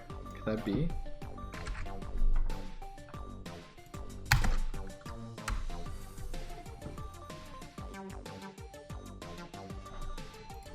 Yeah. See, as soon as I change the string, I can't combine them. It's pretty impressive that it could have done that. Like, now that I have two different strings here, it needs to treat them separately and I get my breakpoint. But when these were the same string, it's these two blocks were combined for 8 and 9. It's very interesting.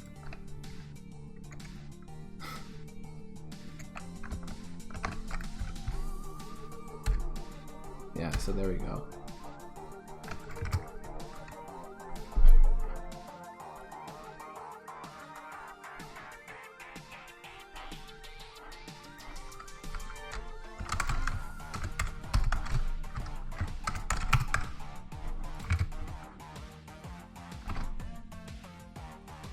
What just happened? Oh, same thing. Huh.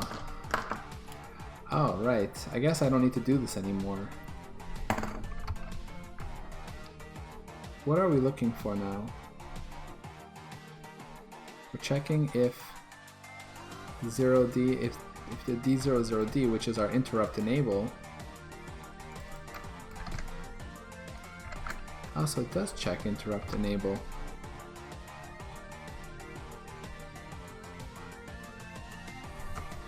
But I thought I saw that this was not being checked. Must have misread that.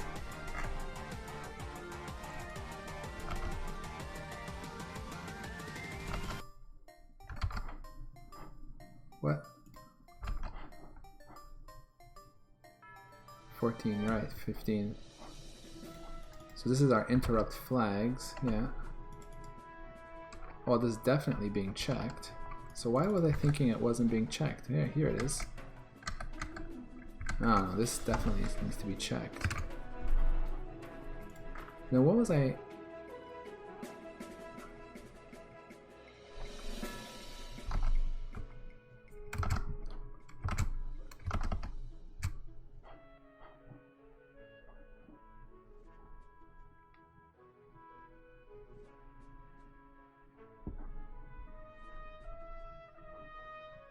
No, wait, 13, 14, 15.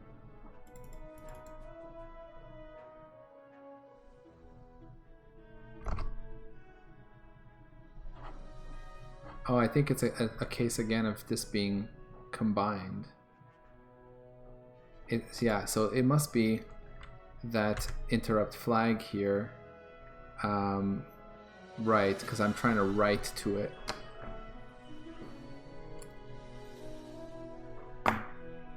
But I shouldn't need to, right?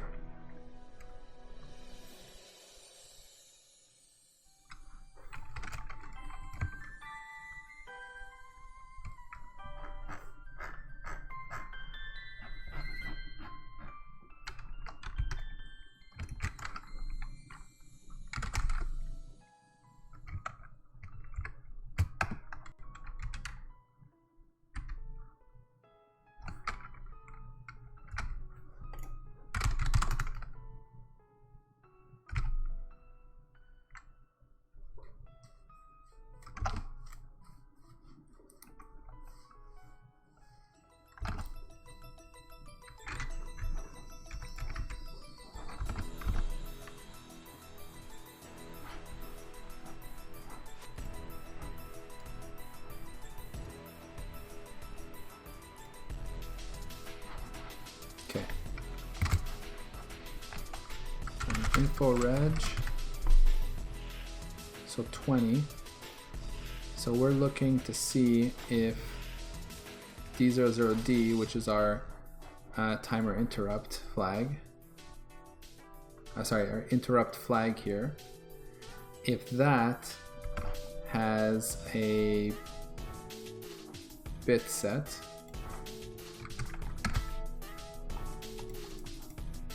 Whoa, okay.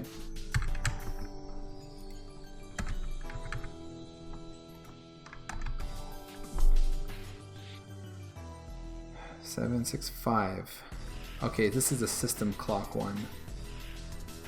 This is actually timer 2, right? If I'm not mistaken, yeah, timer 2. Well, we're going to implement that, aren't we?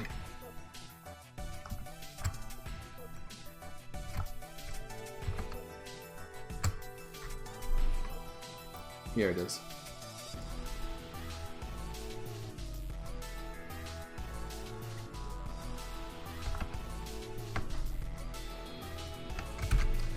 Okay, so what I'm going to do is I'm going to commit what I've got for timer 1. I think what we have is probably good enough for now. And we'll work on timer 2.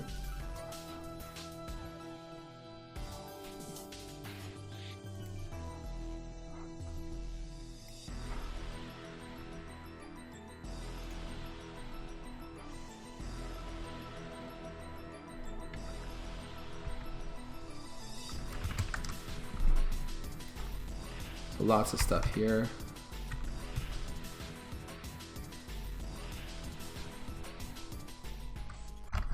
Oh, I want to change that.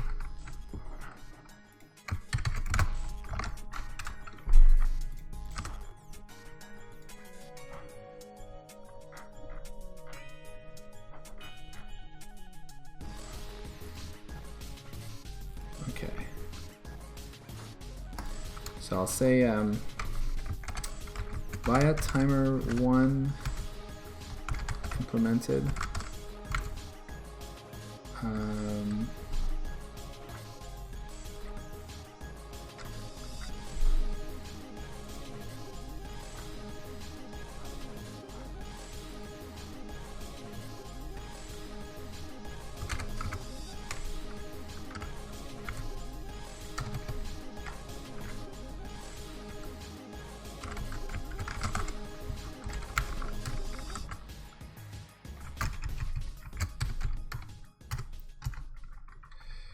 Also, I want to say here that basically cycles t is now a uint64t instead of double.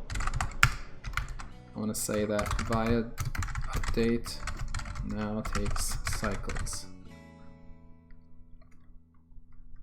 instead of delta time. Delta time seconds.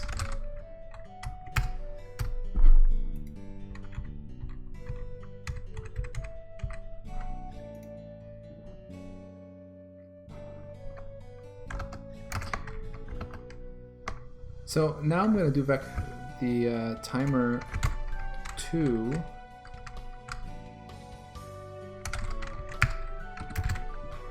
And I mean, the thing is, timer 2 might be very similar to timer 1, and if that's the case, maybe I'll just combine the two. We'll see. Sometimes it's just simpler to keep them separate. Timer 2 is the one that's actually used for the system clock.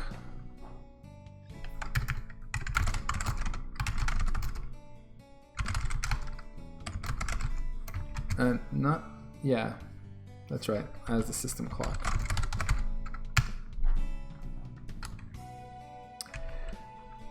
I guess that's not quite accurate. It's used as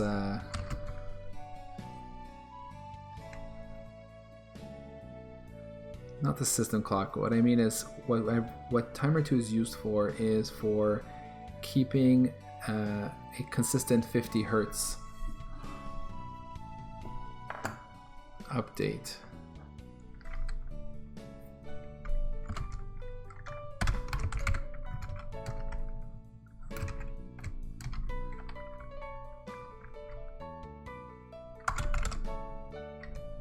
Timer for consistent frame rate or something.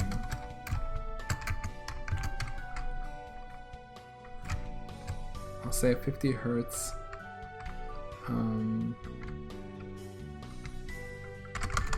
Game frame timer. There we go.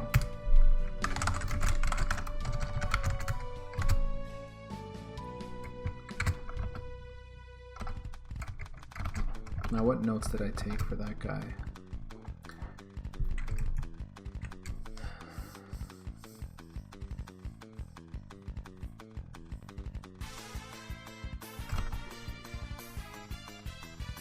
Sure.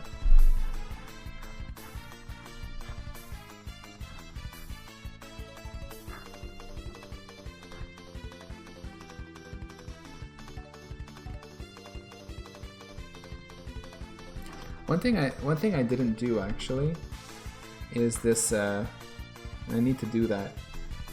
Is hook up timer 1 to the PB7.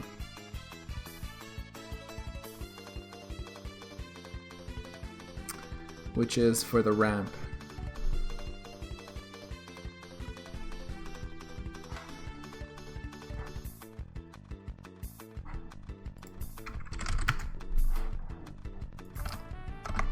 Okay. Let me just, actually, you know what I'm going to do is I'm just going to write a note, and I think I'm going to cut the stream because it's 11 and I'm a little bit tired. trying to go to bed a bit earlier these days. So let me just make a note here to do.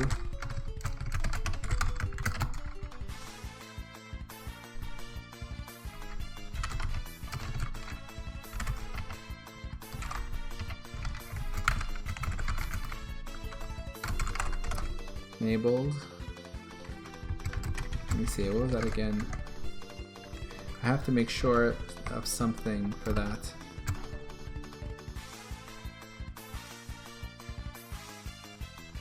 Only if via auxiliary control bit 7 is set. Okay, I'll put it like this. If bit 7 set,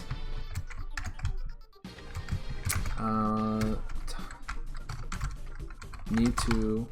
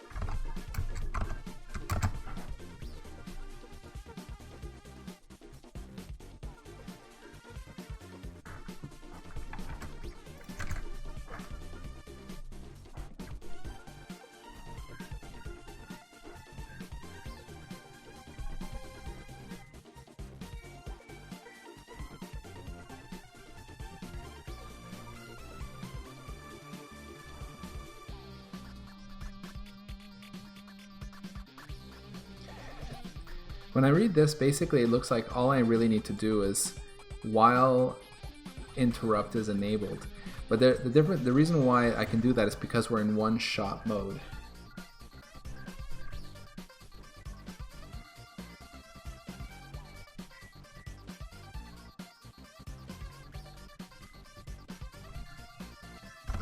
Maybe I should separate the two.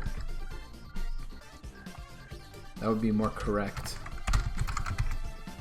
PB7 enabled. And then if ever we have to do the free running mode, we can do this correctly.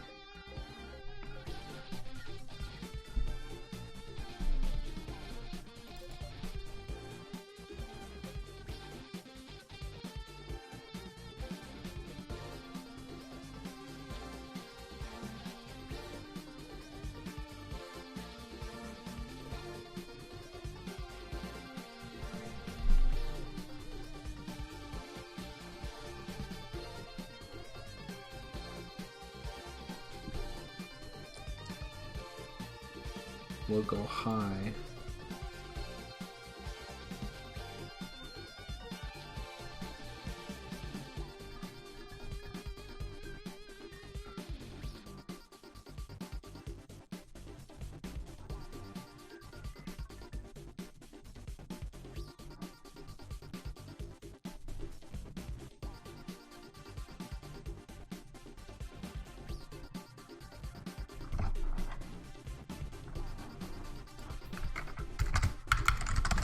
I mean, for now, it basically means doing this.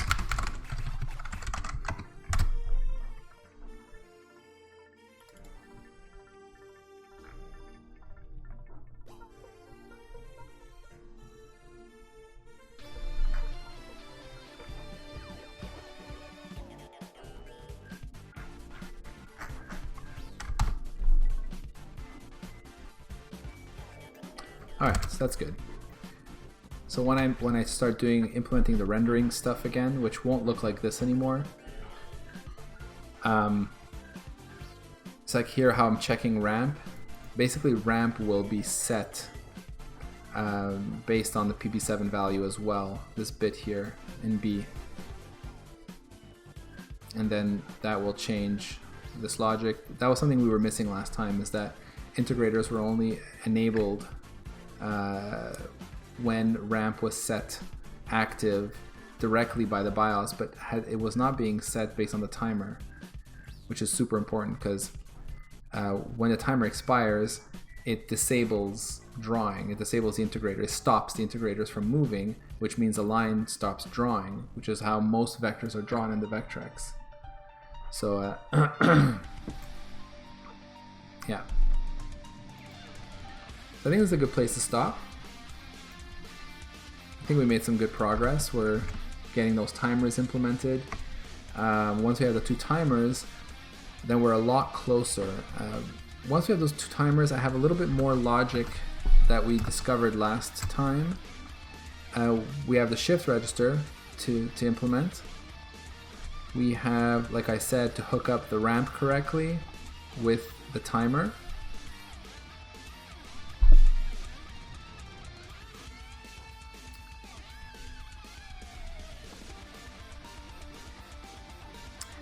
And then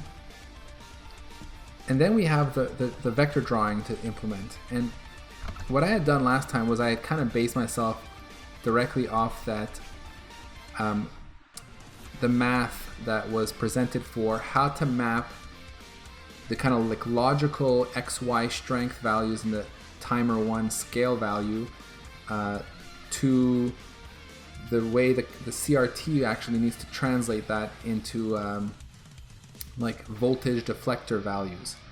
But we don't need to do that. I was thinking about that, and I think what we just need to do is ignore the voltage stuff and all that and just say, well, we know what the X and Y values are that we want to move, so we just got to actually move our beam in a more comfortable Cartesian space, obviously, because we're not implementing, we're not worrying about the actual analog hardware of